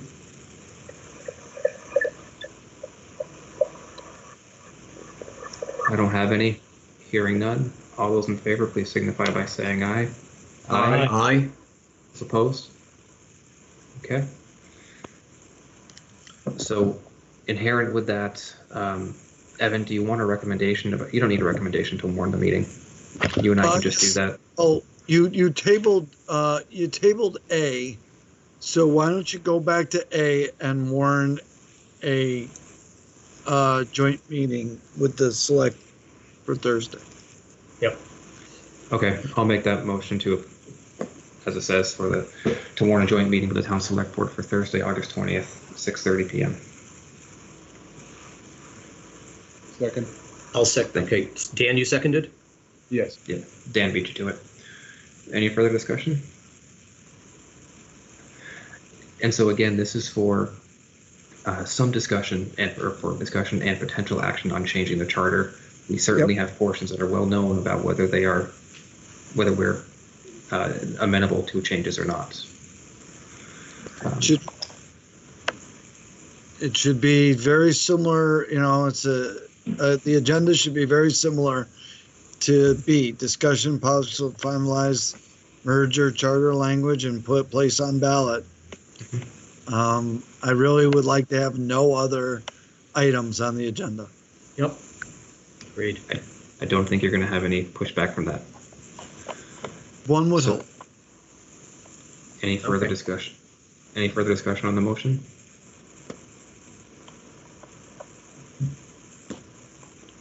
Okay, all those in favor, please signify by saying aye. Aye. Aye. Aye. Anybody opposed? No worries, it passed unanimously. Thank you, everybody. This has been a joyful evening. Yep. And that will bring us into the reading file with board member comments. Only thing I want to say is a significant heartfelt thank you and appreciation to George, to Annie Cooper, to Robin Pierce, to the village staff, to the volunteers, to the businesses who made open and outside possible. It was a significant amount of work in a very short time period. Annie, thank you for saying Evan. And Evan, I saw you out there in whatever bright colored t-shirt you were in, making sure people knew what was going on. I really appreciate you all making that happen, so thank you. You're welcome. That was a lot of fun.